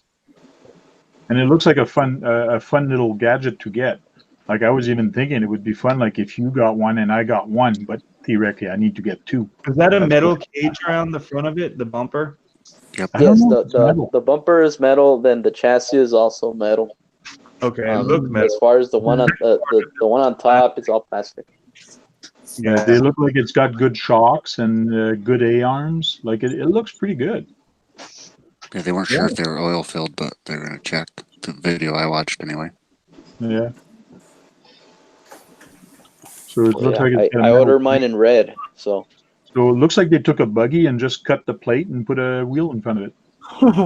yeah, Looked like it, you're right. yeah. Oh. So yeah, I got it off of Asia Tees and should be here soon. So Oh, you did I'm order waiting. one. Cool. Yeah, it's on its way. Here, and How I'll long put a does it link. usually take to get something from Asia Cheese? Well, I got the what is it, the 7? Well, I'm cheap, man. I mean, from 7, it's from 7 to 15 days. So I don't know. How much was it? How much did you pay for it? It was at 135, and then with shipping, it was like about $18. That's good. Yeah. Yeah, compared to 187 Canadian, that is Yeah, so pretty good. I said, well, all right. That's not a bad deal. I sold some RCs, you guys. It's like my first time ever. So How Nice. does it feel, man? Let me ask you this. it felt awful. You miss them yet? Can you I sleep? hated it. Really? Wow. Yeah. Really? What are you sad that's gone? Nothing actually. I did get rid of the snake bite Oh well. mud truck, so that did make me a little bit sad. Yeah. That red one with the Mhm. metal chassis, the custom metal chassis. Oh yeah. Sold that. And I sold the other snake bite, the one with the glowing green eyes. That snake monster. All the effort you had put the- into the grill on that mud truck. Yeah. So it You had had to mask every little piece. So Oh, how many yeah. trucks did you sell altogether? 3? yeah. Well, I traded one. So fully get rid of snake. Like I traded snake bite because I hated it. I did qualifying, and I just said I couldn't finish. I could not drive the truck, and I just forget it. I'm done with this, and I just took it apart, and we're gonna try and put the axles because it had a nice machined metal aluminum axles, the clodbuster axles, but it didn't have the mounts to put the actual regular clod braces on. Okay. And you have to have those to race retro. I just said, yeah, screw it. And so I traded it, and it's going to make me a full, complete custom clodbuster for that thing. So he made his son a custom frame and all that. So what? I said, I question think for you. Roller needs to get a working truck. Oh yeah. Another question for you. When are you getting the Raminator? Oh, Dude. wow. That thing was awesome. It was so cool. I wouldn't have anywhere to drive it. It's too big. Like the thought of like even getting in the minivan, you have to have ramps. It's so heavy. Mhm. Yeah. It's so big. And it's so awesome. Like if I could talk to like the Andersons and be like, hey, can I come and drive this down on your property? And they say yes, then I might think about it. I don't see that happening. I'd be a liability probably.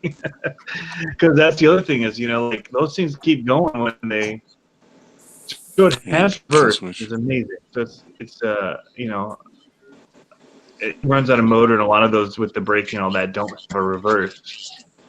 Like the 5T doesn't have reverse, but it has like the disc brakes on the front and rear, which is awesome. It's an amazing machine. And people complain about the price. I think it should be $2,700 for a roller, like no motor. Like it's impressive the machining that is in there. All of the metal parts and components of it is. Yeah. there's money in that thing, you know. And yeah, we'll see. I mean, I would not want to destroy a body on that. I can't imagine what replacing the body alone costs, you know. Yeah, he flipped it a couple times when he was jumping, so it withstood the weight of the truck. It sure did. It sure did. He crashed it a lot. What was the body It had made a out lot of? of Was it Lexan? Yeah, It had is a lot of Lexan, but I issues. think it's got a cage behind the body too to protect it, eh? Ah, I okay. didn't look that close. I didn't see one, but I didn't look that close at it. But so they ran their prototype one at the beginning because when they turned the other on to do the demo the first time, something was weird with their controller and not working the steering. But it was like between races and they had to run something, so they ran the old one, and it had a few glitches, you know. So people were kind of mumbling. But then they brought out on the next one, they were able to get the steering thing fixed. And when they were running the other one with the new motor and you know, the finished product, it was super impressive. The way it stops, like when they're about to hit the fencing, looks like when they hit the brakes, it looks like a real monster truck when it's stopping, when it's about to run into the other trucks that Oh, are it does a staged. nosedive? It does a Yeah, I nosedive? noticed that when he hit the brakes. Awesome. And all that weight too, just, you know, because all of ours are like toys and they just kind of slide. That thing digs and bites. It's really cool to watch. But he was sending it there at the end pretty good. If we'd have moved the ramps, I think he would have sent it more. But he had to make sure that he didn't like hit those on the landing because they were set up for the freestyle. But yeah, it's really impressive. And you also saw a new Tough. monster I truck. really want one. $3,000 is hard to justify for a toy. Yeah. But you also saw a new monster truck, solid axle, that's coming out from MST. That's awesome. Yes, you showed me that. That was amazing. I want one of those. I want the body is what I want. Yeah. The Stewart body on it, the Toyota. Yeah. So MST has some new bodies, new trucks, monster truck coming out. And that's basically what we're going to talk about next week also. It's, again, what's new in RC, but we could do or try to do something about monster trucks. That would be fun to do something about monster truck next week. You want to get a word in with Tony around? Hey? Hey, I was all ears when Tony was Monster talking. trucks. Yeah. They got that new TEN-SCTE too. I got that thing, that little Jimny. Oh, yeah, the little Suzuki. Yeah, the Jimny. That would look sweet. Well, Is it the they've same got all underneath as the plastic Fiat? buckets. Huh? Is it the same underneath as the Fiat? No, it's wider, so it's in between, or it's longer wheelbase. Oh, is it? There's 3 different size trucks. They've got the 4-wheel drive one, then they've got the mid-size Jimny, but the body on that is what's impressive. Like, it's got the back buckets are plastic. There's a lot of plastic components on the body, and then they've got the Fiat, which is tiny and cute. But The Jimny is 2-wheel drive? Okay. Yep.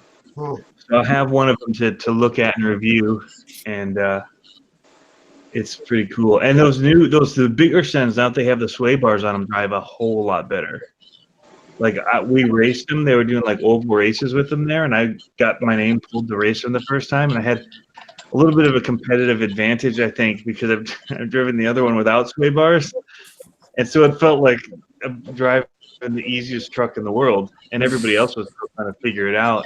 And so I was lapping them, and so I won. And then I made it to the finals because all the winners moved on to the final, and I chose the orange truck because that's the one that lost every single race, like dead last. It just doesn't handle as well. It's taller and whatnot. Right. So, but I still took second with that thing in the race. But I didn't want to win. Like, it wouldn't have been cool to win with the advantage I had from driving one for a couple weeks. What one? The Hyperlube? The Hyperlube is way better handling. Yeah. Yeah. It doesn't look nearly as cool. Cool. I mean, it's still cool. Tony, did you see J Concept's video today? They talked about those 2 monster truck events that you went to. Oh, they posted one? Oh, they talked about them. They showed some Oh. short clips. They always had, you know, they always sit at the table and discuss things. Oh yeah, But yeah. as I was watching the video, I started thinking, it's like, you know, monster truck's really good for RC, just for the fact that, like all motorsports, which is RC is this toy version of a real motorsport, they're always out far out of the country. And a lot of people can't get to those events just because they're so far away. And that's why Supercross is a little popular, because they brought the outdoor racetracks to the stadiums, which is what the Monster Jam thing's all about. You know, they're bringing that into a stadium where people can actually attend it. And I think it's really good that I don't know anything about monster trucks because I don't watch it. But I think it's good because it gets people into the RC hobby. Yeah. Well, monster truck were very popular a while back, and that's what actually started the scaling community, the scaling trucks, because the first one was the HPI Wheelie King. That's what basically started a lot of monster truck, and people were just going out. Yep. Hey, It had a nice cage and everything. yeah, and I have one down here, but they still sell it. It's still available from HPI. And now they've converted to a Crawler King, which is slower but longer wheelbase. Doesn't wheelie as much. But everybody was taking the axles of those trucks and make scale trucks with it. And then Axial came out with the SEX10, smaller axle, smaller pumpkin, and now getting smaller. And now Monster Truck actually were brought scaling. And now Monster Truck are making a comeback, I find, this year, are really making a heck of a lot more noise. And now more companies are actually coming out with Monster Truck, which is cool. It's nice. Just like Tony was saying, you couldn't buy a ready-to-run Monster Truck for last Christmas. You couldn't buy one off the shelf. Yeah, and so Axial's bringing theirs back. I talked to the guys, Greg and Brett from Horizon, and so they were there. Horizon was there. And so I talked with them, and they said that the SMT is coming back. Mm-hmm. Yeah, they're probably going to put a different body on it because they don't have the rights of what they used to have. No, they're dealing with the rights. That's why it's been off the shelves. They've been dealing with all the getting the rights back. Oh, yeah. Good. So, and then deciding what ones they want to do. Like, do they want to do a Max D again? I think I told them, I'm like, you need to do a black chassis. Like, no matter what you do, you can't just have Gravedigger. Yeah. Because people want a black one that they can convert to whatever they want. Yeah. So you want one that everybody's going to buy, like Gravedigger is going to sell if you put it out on the shelves. People love Gravedigger. I wish they'd do a Son of a Digger, honestly, but that would be another color. That'd be a blue chassis. So that might not be smart. But Monster Energy or something like that, you know, so many people just like Monster in general. You slap a black chassis with a, you know, Todd LeDuc Monster Energy body on there. Fisher, after he launched it, I don't know if you guys saw that video of him jumping that truck. I've never seen a monster truck jump like that before at the World Finals. I mean, he launched it. Yeah, I've seen some video of him launching it, and it went really high. And they actually showed it in slow motion also, and it just as if he just stays there for a long time. It was, it was. I was like, I would have wet my pants if I were him, I think. When I realized, whoops, I jumped it too far. Like, this could hurt. Well, it was weird because he actually took the ramp, and then there was a dip, and then there was that tabletop. He landed right in the middle of the tabletop. It was and bounced off it, yeah. Better hit the brakes as soon as you hit the ground because that wall was coming fast.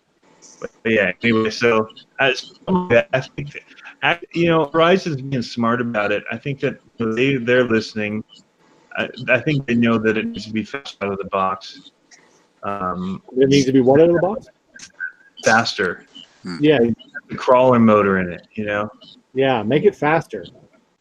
So I think it should have metal gears in the center transmission, but we'll see what they do. You know, a lot of that is upgradable, but yeah, I think that they know they have to make it so it's cheap and it sells off the shelves and gets people into the hobby. And all of us complain because we want a kit. But if they just make it cheap enough off the shelf, we'll buy the upgrades and build them on ourselves. You know what I mean? We're gonna do it anyway. Yeah. So, you know, the metal gears would be a huge step for us as far as building them out for race machines, and the rest we just do with our brushless motors and all that ourselves. Cool. You know, But yeah, anyway, it's cool. MST, that's a sweet looking truck, but it is a re-release tank. I don't know if you saw that they already had that truck before. Yeah, I'd like to see a redesigned AR-60 axle too. Yeah, well, it's good that they are re-releasing some trucks and coming back with them. It's just like Axial; they will re-release their S&T truck. So good for them. Like, I heard they've got some, Arma's. They said Arma's going to be having a lot of stuff coming out here soon, and then start seeing it from Axial. But they had to get stuff like in the hopper, and the time into production is you got a 16 to 18 month turnaround from idea to market. You know what I mean? So So I think now that they've had it, I think Arma already had a bunch of stuff ready to go, and so that stuff's rolling out faster. But they've got stuff coming for Axial, they said too. So I'm excited about that. cool. Well, I was kind of looking at the HPI Crawler King, based almost like a monster truck, but I guess it's a crawler, scale of crawler kind of situation. But I was looking at the chassis on that HPI Crawler King, and it's kind of like a platform, like a monster truck. Am I correct on that? Yeah. I think there's guys that made that Crawler King into a monster truck. Yeah. Originally, the Wheelie King is a wheelie truck. It's got a very fast motor, and as soon as you hit the gas, the wheels are always up. But then you do have the Crawler King, which I bought the conversion kit, and they do have a transmission gear reduction that goes on it where you put the motor. I ran it 5 minutes and then I took it off. It was way geared too low for me, for my taste anyways. So I just put a slower motor in there. But it is nice. It's got a nice frame on it. But the only upgrade I did on it, and I would recommend to anybody that has a Wheelie King or a Crawler King, is put the servo back onto the axles. Because the way they have the linkage done, it's way too weak. It just bends off. It's just the servo is actually right on top, and there's a big link that comes down, and then that goes forward all the way to the linkage where the servo, not the servo, but to turn the wheel, and it just bends. As soon as you hit a rock or you hit something, the whole thing is all loose in front. So servo on the axles. Okay. First upgrade. They're pretty looking. The Crawler Kings are. Pardon me, Tony? The Crawler King looks sweet. It's a nice looking truck. Yeah. It does look more like a monster truck than a. I like his purple Jeep body too. But it's like kind of like the Barrage was like that. The sold as a crawler that has monster truck tires and all that. Hey, look who jumped in.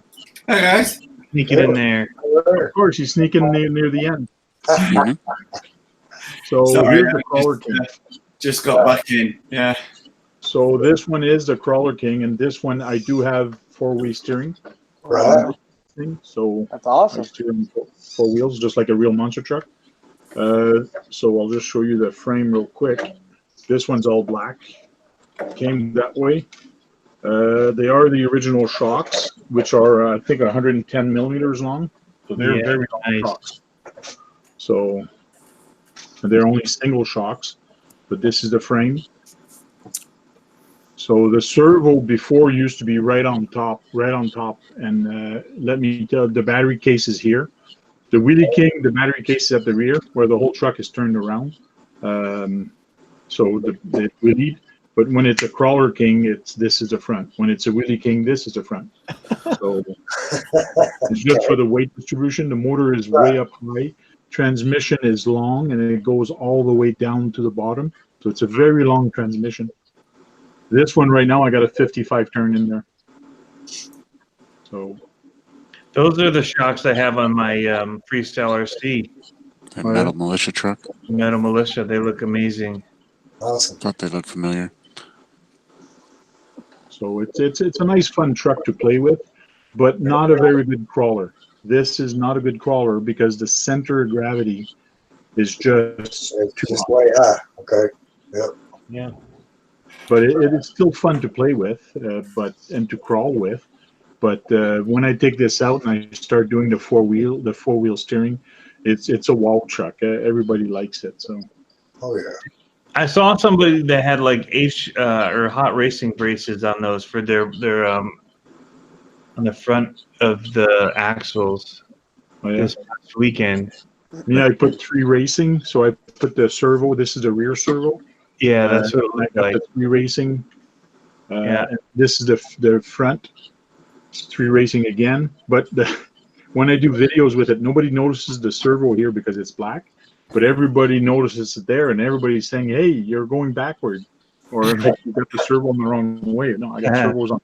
It's just one is waterproofed, and the other one isn't. But I put this thing in the water all the time, and what's fun with it is that everything sits up high. Electronics is way up high, so you can go deep with this thing. Nice truck. So, what brackets do you have to hold the servos on the axles? Who are those made by? They're what? Are they 3 racing? No. They're cheap. They're very cheap metal and they bend easy. Okay. I think it was not 3 racing, but 3 something on eBay. I found them in 3M tape. So S3 Racing, something like that. Makes sense? S3 Racing, I think. Okay. Oh, okay. And the servo mount also. Racing those. They were racing the crawler, or not the crawler, but the Wheelie Kings. Okay. This weekend, but they did upgrade. They had the same as you with the on axle. Yeah. And, this is the best upgrade I've ever did for this truck is bring the servo down, and also did the 4-wheel steering. 4-wheel steering is so fun. Oh yeah. Oh yeah. I'll agree with that. Where was the servo before? Way up near the top? Yes, the servo before was actually it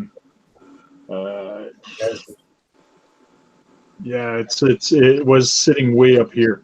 So in the bracket here, in between the brackets, and then the arm actually comes. There's an arm that comes all the way here, goes all the way down to the side, and then went all the way to the front. So you have a cantilever here, a cantilever there, and then another one in the front to actually make it turn. So everything is on plastic rods. And let me tell you, it's flaky, very flaky. That's how the TEN trucks are set up. The servo sits in the middle of the chassis at the top, and then it's got an arm that goes to basically underneath the transmission case in the middle there, and then that can have an extra arm sent to the back if you want to do rear steer with just one servo, and then it has it already set up going to the front, and then another little pivot point up there on the axle that then does the left to right. Seems like a lot. So I'm curious to see how. I mean, so far it's taken a beating. Like I was doing the 2-wheel steer thing. I had my slipper so loose I melted the spur gear, like the center of it where the slipper sits. I literally melted it right out of the spur gear. So I was going for like 35 minutes just doing 2-wheel, trying to do a 2-wheel into a moonwalk, and just all hard those links would probably act like a servo saver. Yeah, and so I was hard on the brake and trying to get the tip up and pull back, and it took it. I shoot on the servo, and it did well. All of it held up, except for the spur gear that I melted out. You want to change General Hobbies to blue tank? Yeah, General Hobbies. I'll change you to blue. Give you a wrench. Just hold on. Welcome in here. So General Hobbies looks like it's in Florida. RC New Hampshire's in the house also. And I saw a whole bunch of people that came in. Chris Watson. A while ago, there was also a bunch of people that were in here. RC Voodoo was in here. Earl RC was in here. So cool. So we haven't talked about the don'ts yet. That's true. We've talked about. Well, I did talk a little bit about kind of a little bit, but okay. Go ahead. Talk about don'ts. What don't you like about some of the videos you've seen? Me, what I hate is seeing a wide angle doing bashing, or like the only thing you see is the little dots, like a little mosquitoes doing stuff for about 10 minutes. That to me is a don't. What is a don't for you guys? I just want to give John a bit of kudos. He is the only one here to set up all these cameras. Well done, John. He came prepared. Yeah. That's all the title. That's all the theme. That's exactly I had mine out earlier. Yeah, see? Yeah, We got our cameras out. See that? Yeah. Okay, let's start with Jack. Jack, what don't you like in people's video, without naming any videos? What don't you like seeing in some videos? people have a go at me if I say what I don't like. People might get offended. He hates. I know Jack. He absolutely shaky film. He knows what I don't like. Yeah. He doesn't like slow motion. Oh, what? Well, slow motion. That's Only not super done slow right. motion. No, I think Gabs came across a comment and he said that I know, like 360. everything looks better in slow motion, which I just find it does. Anyway, what I don't like, I mean, not having a go at anyone. You know, I don't want this to be any, people get offended or anything No, like that. don't name any names. Just say. I'm not naming. No, I don't name names, Tank. But I find that people walking around with a camera and filming the ground and all that sort of stuff that's just a no-no for me. It's just waste of footage. It's all right. People that are starting off on that, fair enough. You know, they don't know how to edit or anything like that. But yeah, that's what I kind of. Someone flips a car over and it takes them 30 seconds to get there to flip it back over and all that sort of thing. That sort of thing I don't really like to watch. But Yeah, I think that's more because people don't know, like you mentioned, don't know how to edit, and they just put the raw footage from start to finish. Yeah, that's which why to me that is a no-no. You should not do that if you want to look professional. I'll agree with that, and I'm not a professional because I'm far from it. But I'll agree with the editing concept. I'm still learning how. Okay, and that's where I showed you that program, that cheap program that's free. You know. Well, that's why I say I'm not having a go at anyone, but you know, because people are new. Some people are filming with their phone, or whatever. So I'm kind of balancing it out. I don't want anyone getting offended, but I just find that walking to pick up your ass and flip it back over is just waste of footage, and it's just the video drags on and on and on. And there's long videos out there.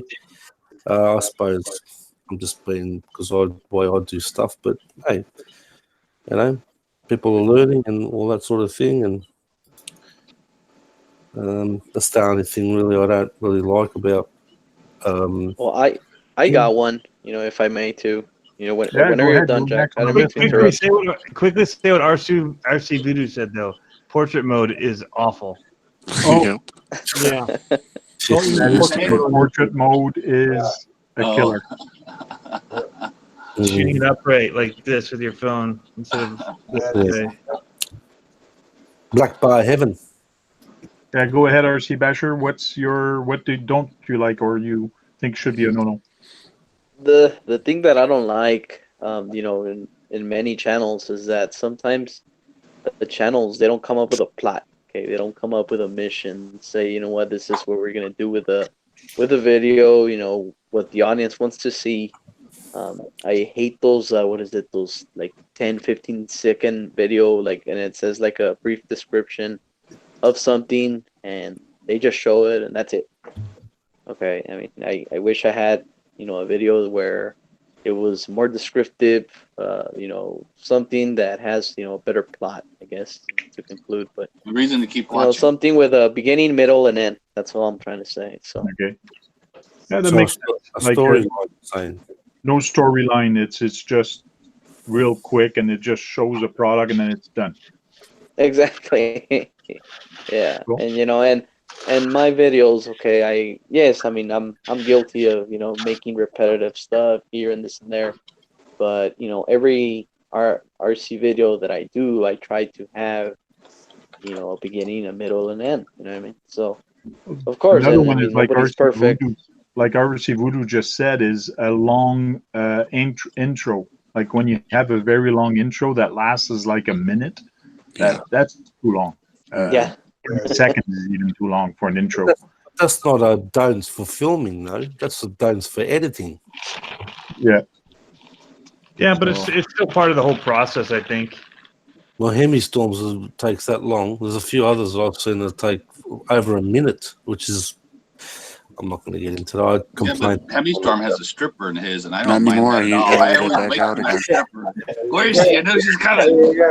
I took her back If out you're again. gonna do over a minute video intro, you've got to have some body parts showing. That's all there is to it. Larry H, what don't you like and should be a don't in video editing or video production? Of course, I'm still learning all about video and doing stuff like that. But School of Hard Knocks has kind of taught me to try to limit the pause or the dull non-action scenes in a video. So I hate to watch, like you guys were saying, watch a video where somebody takes a minute and a half to go flip over a car, get it back up, ride it, or whatever. Stuff like that. And then if you're going to do ground and air shots, at least put it on a subject, hey, look, there's a bird over there in that tree, Right. But try to keep it as interesting as possible and as action-packed as possible. And I know I'm one of the dull ones out there because I'm very generic with my video creations. I've tried to liven them up a little bit more as due process, goes. But a lot of long introductions and long exitings. Thank God YouTube's got that 2x speed. But I watch my video at speed. I sound pretty. You can fast forward. Yeah. Just push the slider across if you're on a computer. No, that makes sense about the video being too long, because when the people do a trail video sometime, they have the truck and you see the truck arriving or leaving, and then you see it leaving, and then it hits there for at least a minute. That's way too long. It should be 30 seconds or even less, and then cut to different angles.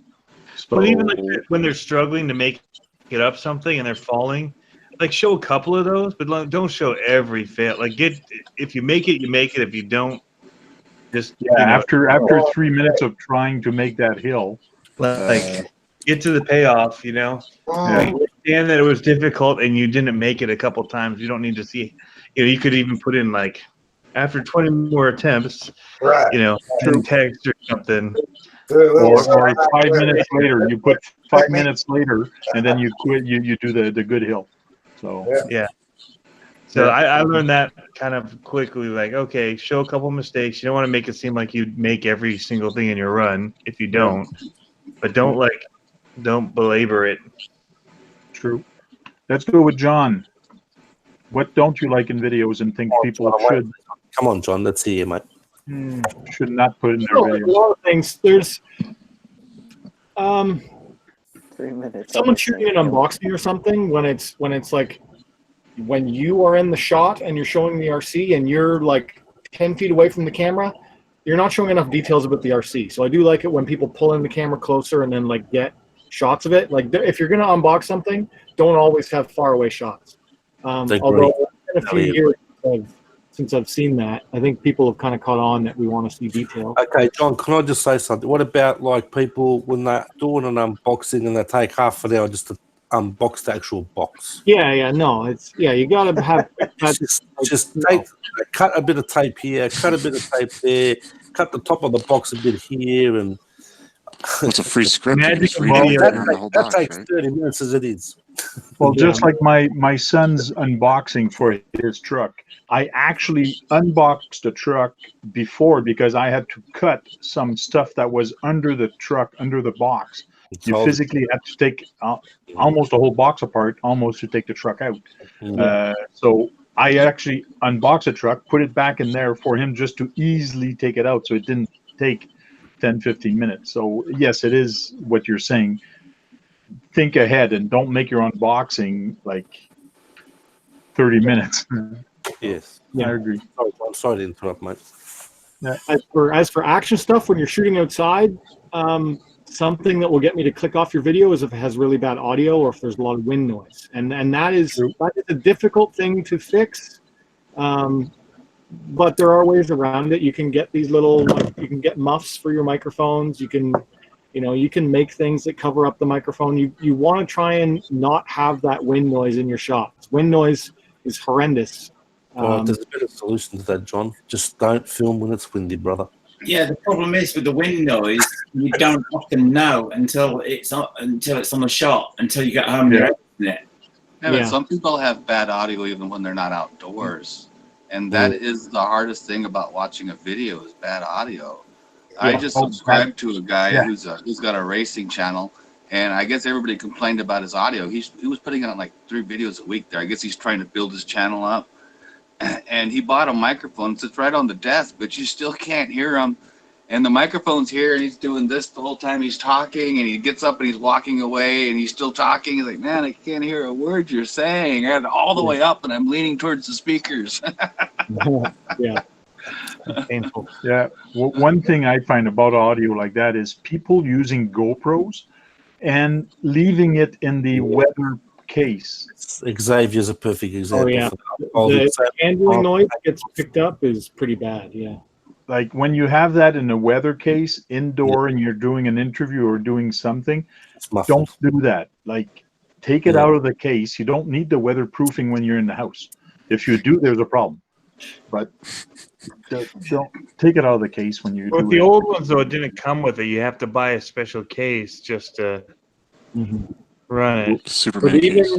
If you're like vlogging with one of the newer style ones where it's just it's just a skeleton right around it, that adds noise. Every time you move it, there's like a slight rustling that gets picked up because it's that plastic outside is rubbing against the case. So if you're in an indoor shoot where you can like just hold on to the camera and get it out of this thing, it's better. When I go to turn mine on and off, sometimes it makes like a really metal scratching sound where you just can turn it on and off. Yeah. And one thing to compensate, if ever you do a video and there's wind noise, take the audio out, put music instead. Because if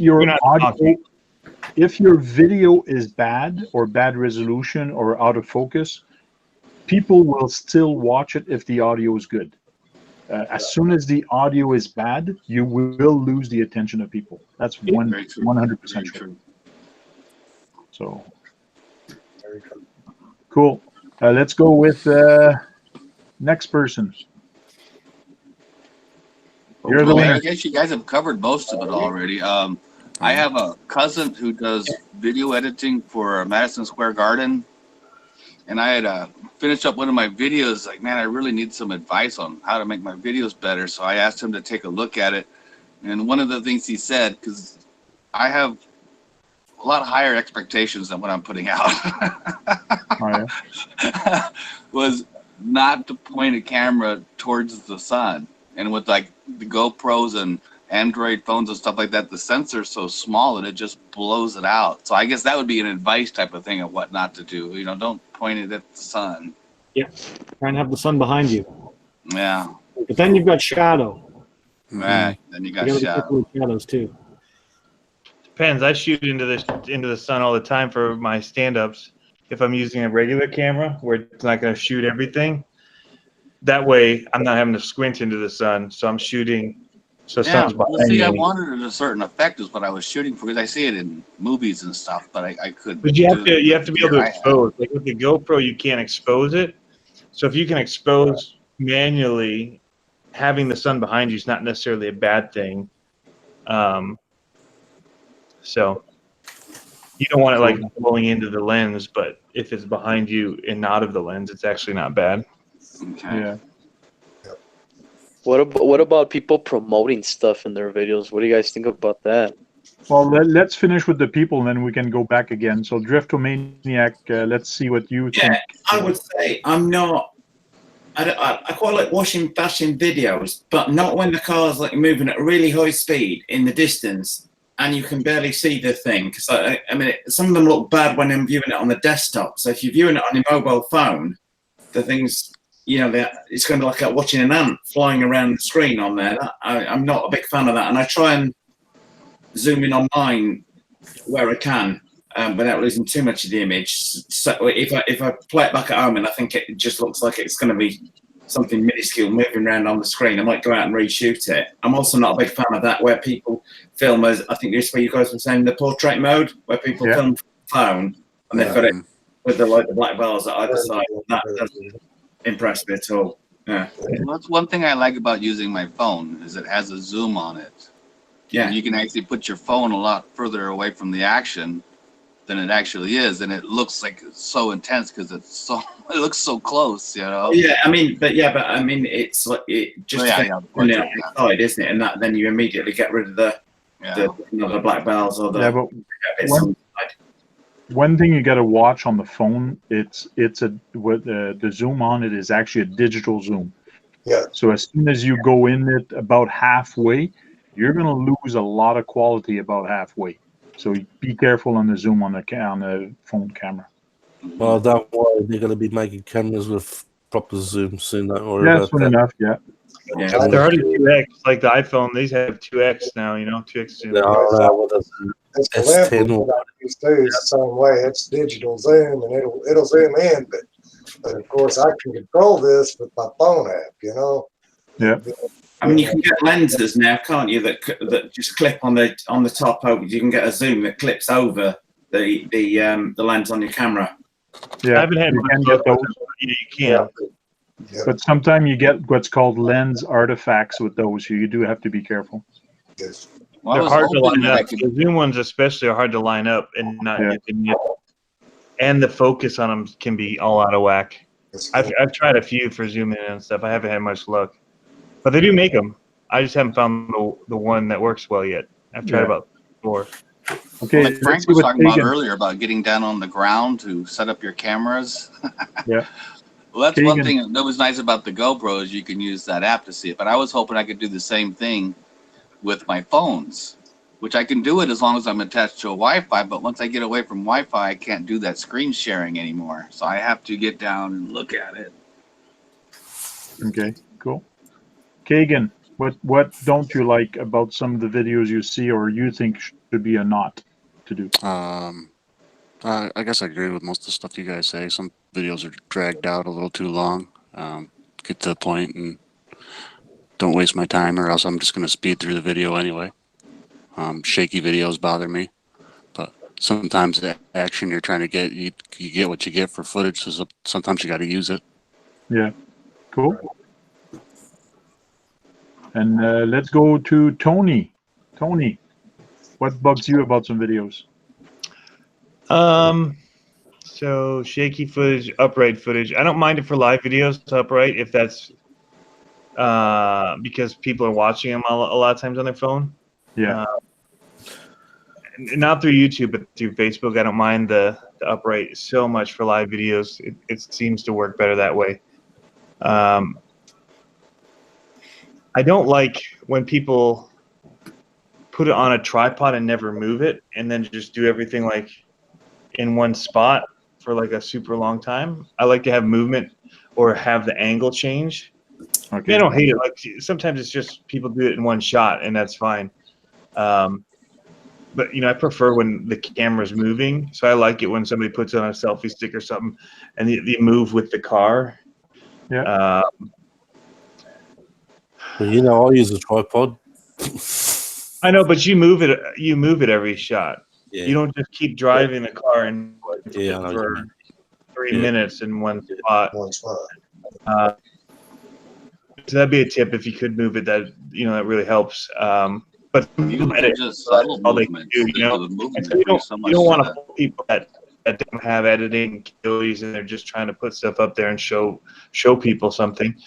But I do like it when the camera moves or isn't static. But I don't like, something we haven't mentioned. I don't like too much footage on the car. Like when you strap a GoPro to the car for the whole video, Yeah.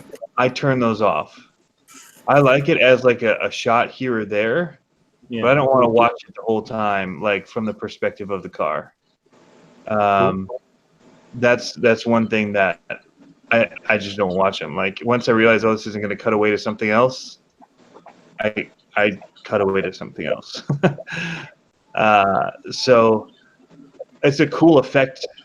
It's kind of like drone shots, in my opinion. Like when I make movies, we only do drone shots every so often, like very few, because if you do it too much, you lose the effect of it. Yeah. And so, well, on-car action works. I find on-car action works when you change the position of your camera on the car. So let's say you do a side shot and you have the wheel and you see the wheel going, and all of a sudden you change again, you're on top or you're in the rear, and you just change the. You never show me the car from an exterior position. I'm not for that. Like if it only stays on the car, I mean, it's a GoPro. You're strapping it on. Just put it on the little thing on the ground and have it drive. Like, give me that perspective of it going by. That's all I'm saying. I don't mind multiple shots. What's his name does it awesome. I Jump RC. He cuts in. He's inside the body, looking out the wheel wells, the tires, and the suspension. Yeah. I love that kind of stuff. Like as an insert shot. Yeah. So, As an insert just shot, we hadn't mentioned. There's other guys now that are doing it with like inside of drift cars, where they've got the guys actually like doing the steering wheel. Yeah, that's pretty awesome. That'd be awesome. Yeah. Our Hobbytown guy, the guy that owns Hobbytown here in Virginia, has his set up that way, and it's super cool. One thing that Jack did a long time ago, and I think he was one of the first guy that ever did that. He put a stick on top of like a wheel with bearings, and it was balanced. So he put his camera at one side of the stick. So when he was actually drifting and going around, the camera was actually going around the car. That was some of the most insane footage I've ever seen. I remember when I mentioned it, I'm like, how are you doing that? It's epic. Yeah, that was the old swivel mount. Yeah. Well, see, and Jack did FPV too, and so when I knew it was FPV and we were looking at it through that perspective, that didn't bother me as far as knowing what was happening. And so the whole time you're watching the FPV of the car, and I didn't mind it in that scenario where you knew what he was doing with the FPV. But yeah, I've seen some where it's just like, the footage just slapping on the GoPro, like, and it's rattling on the cage for 3 minutes. And hopefully now GoPro 7 should take a lot of that shake out of the bodies. Mm-hmm. I haven't done it yet, John. Have you done it on the car with the GoPro yet, the 7? Not really. Surprisingly, I haven't, because I almost never do those onboard shots. Good, because it shook so much. Shen did it on the Wrestler, right? Yeah, the Hyper Smooth would smooth it out. What was that, Richard? Steve from Chen LC's done it really well. Yeah, On the Wrestler. He did it with stabilization and without. That Hyper Smooth thing on there. Yeah. It's a good video. I need to change it out. Maybe it's a game changer. Maybe I like it now. It should smooth it right out. I know what you mean, though, Tony. If I'm watching it, the in-car bit too much. Does anybody else make you feel nauseous if you're watching it too much? Oh, yeah. Yeah? So I got a perfect example for you, Tony, of what you don't like. Okay? Yeah. Can I show that video? Now, mine? the person, I'm going to show this video, and hopefully the person does not get upset that I'm showing this video, because it's a perfect example of what Tony was saying, because this video is 7 minutes and 30 seconds. Hang on, do we know this person? It's probably 10. Yes, you do know this person. You do know this person. It's me. Okay, thanks for it. Now, this is different, though. Put it all day long. I liked it. So this is for a whole 7 minutes and it's 33 seconds. The only thing you see is the front bumper of my Slash. Yeah, but he's But getting the the cars other to watch. thing, so it's And that tube. that makes it more fun. Yeah, but I used to have that one. I used to I do. still would like to see it jump out to a perspective from the top looking. I'll be honest, but it That's is. how I got my camera for my FPV though on my SCX10. I used to put my my Mobius on the hood there like that. Yeah, but when it's too long, when you don't switch to a different shot, it's different. This is cool in a sense because there's action. There's always something different passing in front of it. But that's on board. Flipping and all that. All of that though. Yeah. It's the camera, Tank. This feels like it's the camera getting you perspectives of other cars driving. Yeah. That's not like putting on a tripod and moving it. That's an onboard footage. So you're getting the low shot. Now the guy picks up my truck and puts it right in front of another one. Oh, that's not on this one, but it was a fun race. It was fun doing this race. How old's that video now? Let me check real quick. It's quite a few years old. 2014. Yeah, I was going to say. Yeah, 5 years ago. Yeah. So if anybody hasn't seen that video, I just posted the link. So go see it. Gives me more views. What the heck? Oh, I haven't liked this video yet. I know. I got 108 likes on it and no thumbs down. That's pretty good. That's pretty good. On the video. You have 108 likes. That's great. That is great. So, How many views? 18,000 views on that. So that's pretty good. Oh, that's on your 20. I thought you meant this stream. No. I was like, wow, 118 likes. That's awesome. Maybe next week. We'll throw him a party the day that happens. Only 105 off. Yeah. So somebody was asking about advertising in videos. Oh yeah, that was Gabe. That was me. Gabes. Yeah. So this video is sponsored by. Right, what kind of water are you drinking, Frank? Links in the chat Brooklyn? from Tank Brooklyn RC. water again? This video is by Nestle. Drink Nestle Pure. Yeah. It will keep you quenched. Oh, if you're gonna buy that trike thing from Asia Tees, you gotta use Tank's link. there you go. There you go. No, Yes, I I actually did already put bought that it. link in the thing, and please use yeah. my link. Links in the description below. And Almost by GoPro then. And here's the thing, Tank. When I was looking up for videos on that trike, you popped up. Actually, you did like a 10-minute video on new stuff earlier this year, and you talked about it briefly. yes, So I did watch it. You know? Cool. I was like, oh, cool. Tank knows about it. Like, all right, cool. Do you have a problem with advertising in videos, RC Bastard Boy? I'm just curious. Do you have a problem? Yes, it's just like commercials, man. It's just like, you know, you're on YouTube, okay, and you want to watch videos. You're not here to watch, you know, the next movie trailer or the next, you know, best deodorant out there or, you know, what have you. Okay, when you click on a video, okay, I hate the thing where, you know, you're about to showcase whatever it is that you're gonna describe, and then a commercial pops out. Like, I'm like, am I watching TV or am I watching YouTube? But that, You know what I mean? that's the link. And I understand that you know, most of those channels that you see, you know, with good stuff, with good content, I know that, you know, they're monetized, and I get that, but I mean, Yeah, I don't it know. depends I on the just, length of the video, mate. If it's a long video, you're going to have ad breaks, you know, here and there. No. RC Basher, I have to ask, are you advertising your channel there on your bed, or what's going on there? With no. I mean, it's just, you know, because here's the thing. It's not that it's advertising. It's just that, you know, whenever I'm talking, you know, it's RC Basher. well, Okay. like I'm going to mention one name here because I think he does it well in his videos. I know of one guy that actually does it. He's talking about things and he goes, let's hear a word from our sponsor, or let's have a quick commercial. It's Tandem RC Television. Yeah. like with his Frank guy and a whole bunch of stuff. He does it well. Yes, it is a little disturbing and it does look like he's pushing his product, but that's what he's trying to do with his channel. He's trying to sell merchandise to keep it going, and he's mixing it with his channel. But he does it pretty well. He does it pretty good. Can I show something? Since you mentioned it, how do I share? I can't remember how to share the screen. Go hover on hover yours. There we go. There's a green icon. I'm no idea these days. Hang on a minute. How do I make it full screen and share it? I suppose. By the way, Sebastian, I got one of your stickers and it's awesome, man.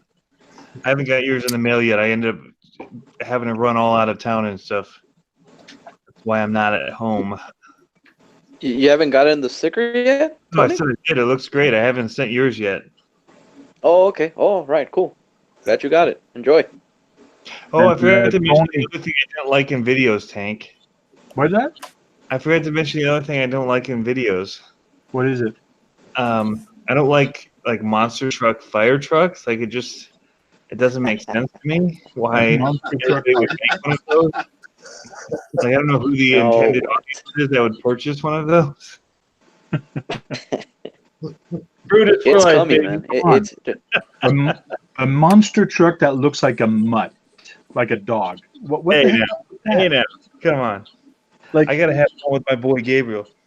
No, and see that's right. That comment right there is intended to me. Yeah. So my monster truck is still in one piece. Okay, I just haven't had time to actually gone out there because it's and, on the shelf.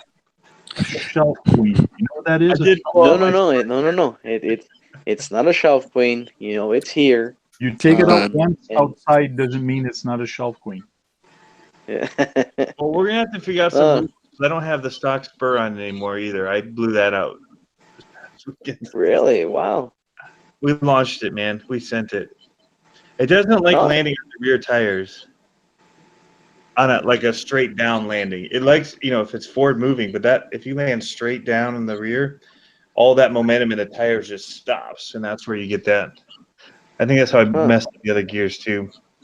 Now, we did like a half pipe launch, and it landed straight down, and that was it. Holy cow! Wow. Okay. So the thing here with Tony and I is that we're gonna launch our monster trucks. Okay, he has the Brutus, and I have the fire truck. So we're gonna try and launch them as high as we can, right, Tony? And we're gonna count to see. It's their time. It's not about height. It's how long it takes in the air. Yeah. So. Cool. So that's now gonna be an interesting. Using a STX. This would drift was a great idea. STX2 transmitter. Use those. They're awesome. No, I'm sorry. That does not. Here we go. Oh, sorry. This video is brought to you by Spectrum. Have you tried the new Spectrum STX2 transmitter receiver? They're awesome. No, they're not. You're actually stepping down when you buy a Spectrum. Don't give up your real day job there, Tank. Whatever you do, mate. I'm gonna post a link in the chat. Can you share it? I can't do full screen for some reason. Hey, Basher boy. Yeah.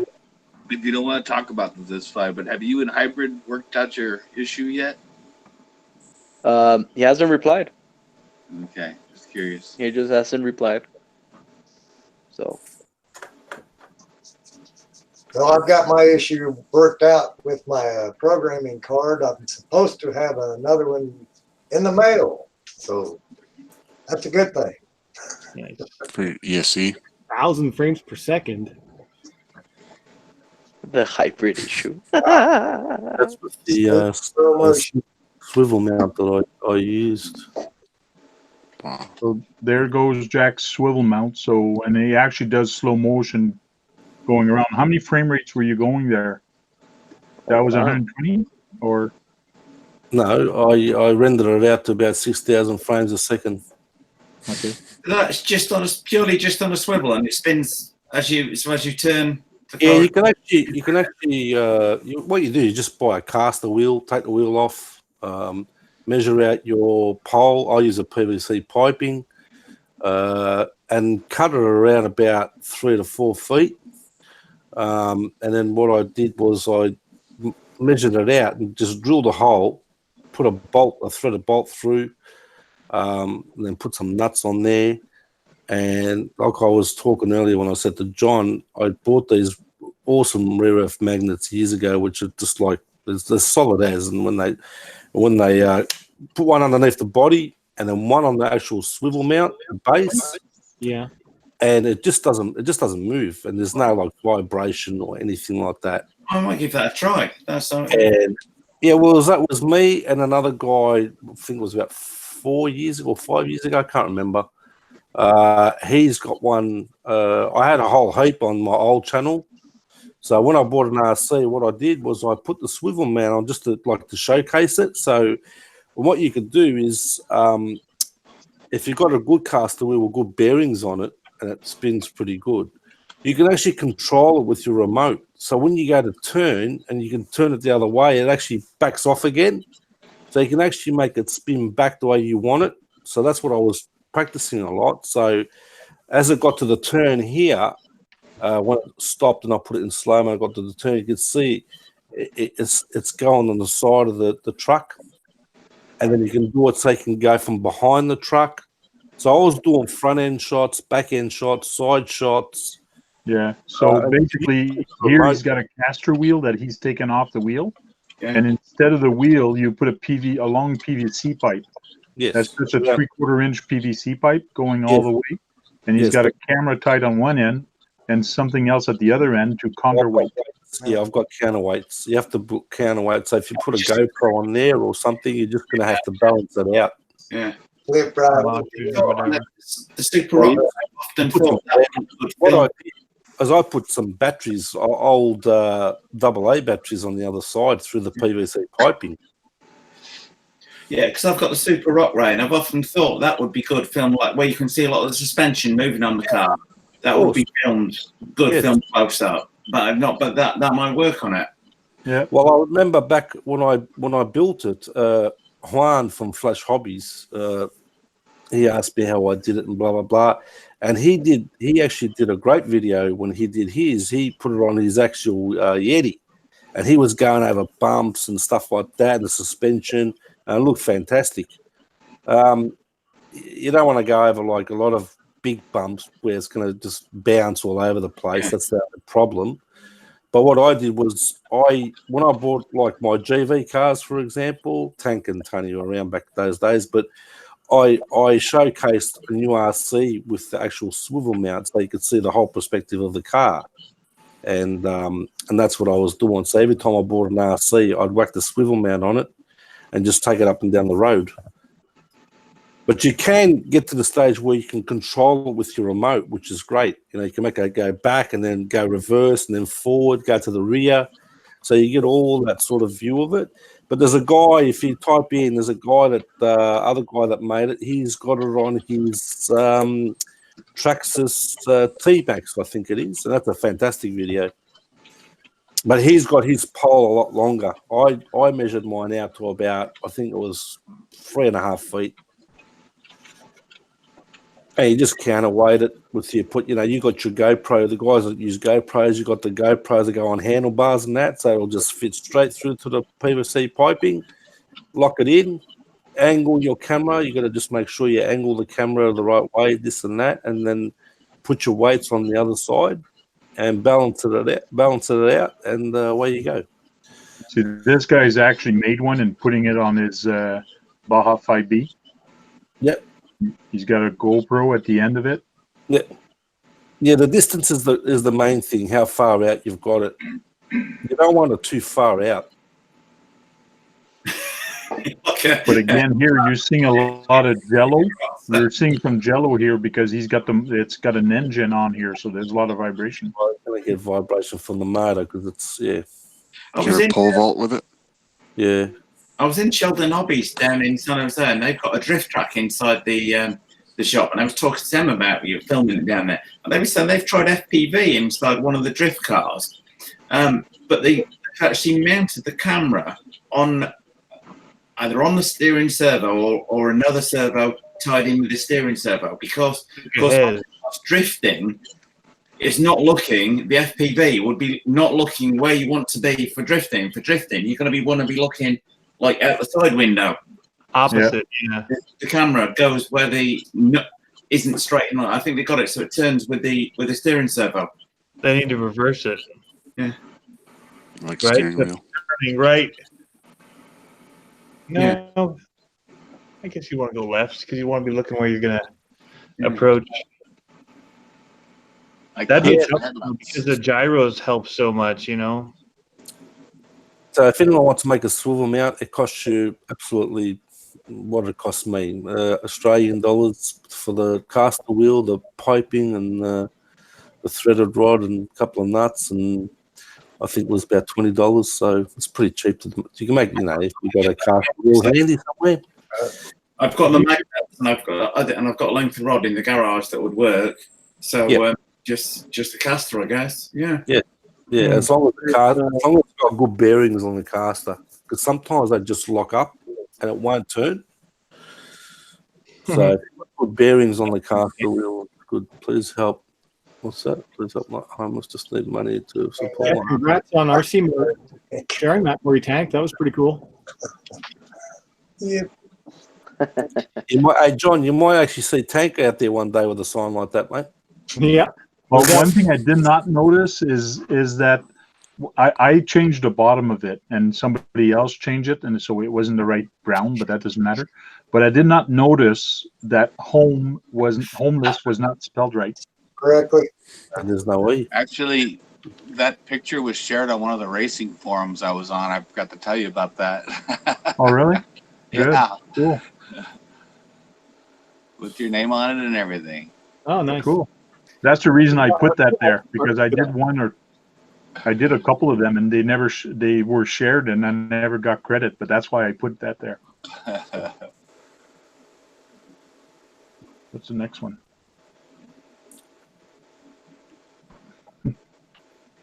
Let's see if I have the other one here.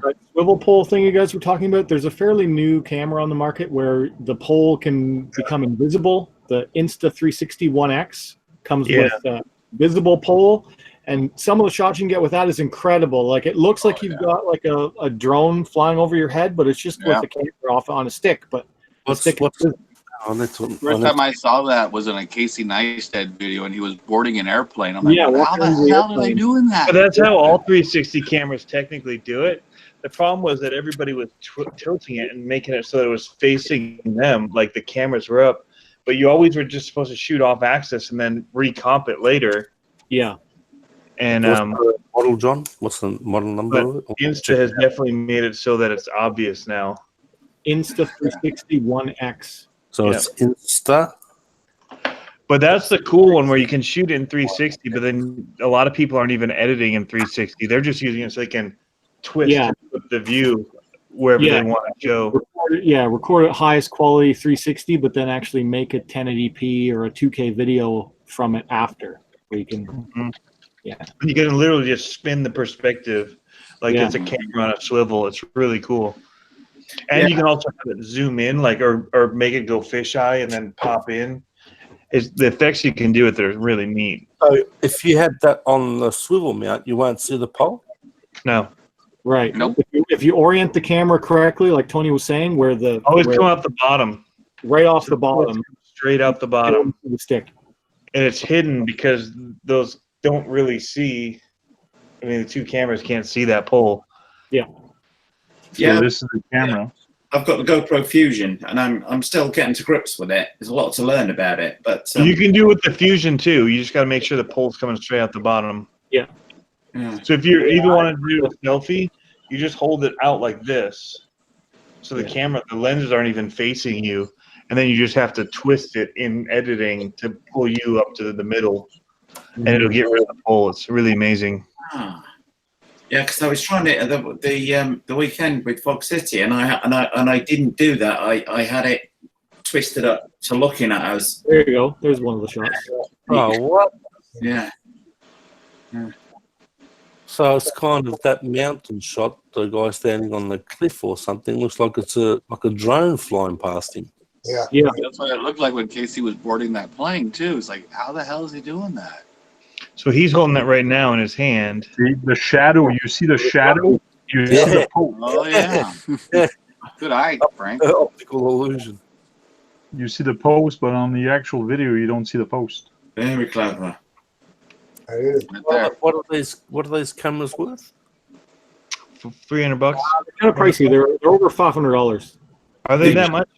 Yeah, I saw them at Canadian, though, right? Guys, the GoPro Fusion, I don't know if it was still on sale, but at the weekend, the GoPro Fusion was down from $599 to $299 on the GoPro site. Yep. Wow. Even at Best I'm Buy. waiting for John to do that. But you need 2 SD cards for it, and it eats memory like you would not believe. Yeah.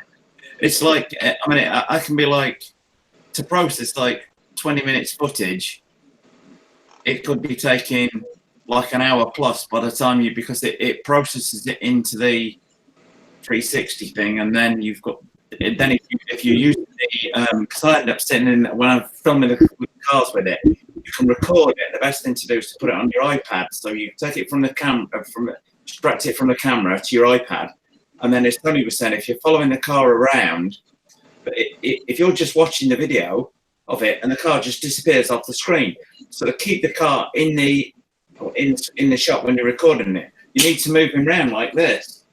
So I sit in a swivel chair so I can track the car around smoothly. Because otherwise you look like a lunatic because you're stood up and like you're walking up and down like this while you're holding it, filming it. It's quite comical actually getting the end, editing it to get the end result. Hey, Gabs, what happened there? You got called out on a video. Huh? No, I'm still here. No, you got called out on a video. I'm looking at the chat. Oh, yeah. Oh, really? Yeah. Well, I mean, it's just one of those things, man, where, some people are just different than others. And, just differences get in between. And, it's just, it is what it is, man, so. And actually, I mean, you guys, and here's the thing, okay, I don't want to make this, big deal, especially live. But, right.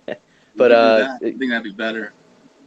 Yeah. But I mean, all I gotta say is, there's some times where people do have differences, and sometimes they say a comment where they actually offend another person, and they really don't. I don't think he meant to do that though. I think he did. Okay, and I mean, I can tell you guys off camera why, but the person that we're talking about, I mean, like I said, man, it's just one of those things where we do have differences. Okay, I always said about the first impression of a person, it actually means a lot. And actually, when I first met this person live, it truly says a lot about the person. So, with that being said, okay, he actually made a comment, and I, like I said, I mean, apparently, yeah, I mean, I'm taking it in a like a defensive way, but like I said, I mean, it is what it is. I mean, I'm not here to make any trouble. We're not going to get into that tonight and talk about whatever and what happened in the chat. Let's keep it on cameras and things like that as much as possible. And that said, it's 2:16. Well over my 2 hour that I usually end this video chat because we were having so much fun. Yes. So let's do a round table and end the video. So we'll start completely at the end with Green Frog RC. See you guys. Have a great night. Hey, Green Frog, I need some stickers from you. I'd have to make some first. Okay. We'll have to hook up, do some kind of address swap. Maniac. Hi, guys. Thanks for coming in, John. Bye, everyone. Thanks for watching. See you, John. Thanks for the nice setup. It really looks good. Yeah. Looks professional. You got some amazing equipment there, John. Just keep buying more over the years. Yeah. Larry. That's me. Yep. Hey, if y'all want some stickers or trade some stickers, holler at me. I think I need some from Scott. Did you get mine, Larry? I've got yours. Sure did. I got yours up there on the family sticker board. So, yep. Cool. Well, thanks for jumping in. We appreciate it. RC Basher Boy. Take it easy, ladies and gentlemen. Myself, my kids, and the van. Cool. Jack. Yeah, thanks very much, and see you later, everyone in the chat. Good topic. Cool. Thanks a lot. Appreciate it. Even though Tony took up half the show. That's okay. As long as it's somebody different all the time. Sometimes it's you, sometimes it's Tony, sometimes it's Scott, sometimes it's somebody else. Sometimes it's actually me. Hey, I've been quiet lately, so yeah, don't mention me. I've been very quiet. All good. Scottzilla. Turn him up. It was fun. Catch you guys next time. Thanks a lot. Yeah. Tony. See you guys. Thanks for tuning in, as always. Cool. As Budget Guy RC would say, have fun RCing. Right, Tony? Y'all have good. Yeah. So, guys, thanks for coming in. Really appreciate all you guys in the chat. Hope you enjoyed it. If you do want to talk about a certain subject or something, leave it in the comments below or in the comments on the side. And we'll see you next week on RC Talk. And hopefully we'll see you tomorrow night on Steve O'D's channel. Yep. So talk to you guys later. Have a good Peace. night. See you guys. Peace out.